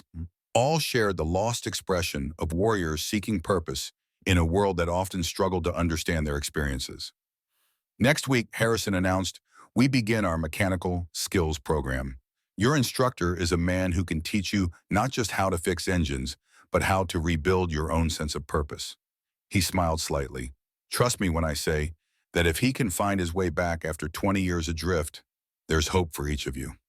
Back in the garage, Mike stood back as Jake successfully reassembled the carburetor, the boy's face alight with accomplishment. "I did it," he exclaimed, holding up the completed component. "Never doubted you would," Mike replied, pride evident in his voice. From her corner workstation, Kelly looked up from the wiring harness she was refurbishing, offering Jake a thumbs up. Her weekend visits had become a regular fixture, her technical knowledge complementing Mike's intuitive understanding of mechanical systems. As evening approached, Rachel called them in for dinner. The garage door remained open, framing the partially restored Chevrolet in the golden light of sunset. Sergeant laid on an old blanket nearby, his aging body at rest, but his single good eye alert, watching over his master and this new pack that had formed around him. In the distance, an American flag flew from the pole in the Coles' front yard, a gift from Senator Williams on the day of Mike's arrival. Like the man who now sat at the family dinner table, the flag had weathered storms, been tattered and repaired, yet still stood, a symbol of endurance, of principles that transcended individual failures. Mike Sullivan, once a ghost in his own life, looked around the table at his daughter, his son-in-law, his grandsons, the family he had abandoned and found again. At 68, he had been given what few receive, a second chance to rebuild what had been broken, to restore connections long severed. As Sam peppered him with questions about military history and Jake eagerly discussed the next steps in the Chevrolet's restoration, Mike caught at Rachel's eye across the table. In her gaze, he saw not complete forgiveness. That would take more time, more healing, but something equally precious: acceptance. The acknowledgement that while the past could not be undone, the future remained unwritten. For a man who had spent decades listening to engines, Mike Sullivan was finally learning to hear something far more complex and rewarding: the rhythm of a family, the harmony of generations, the symphony of belonging. The journey of redemption had only just begun, but for the first time in 23 years, Mike Sullivan was no longer a ghost. He was home.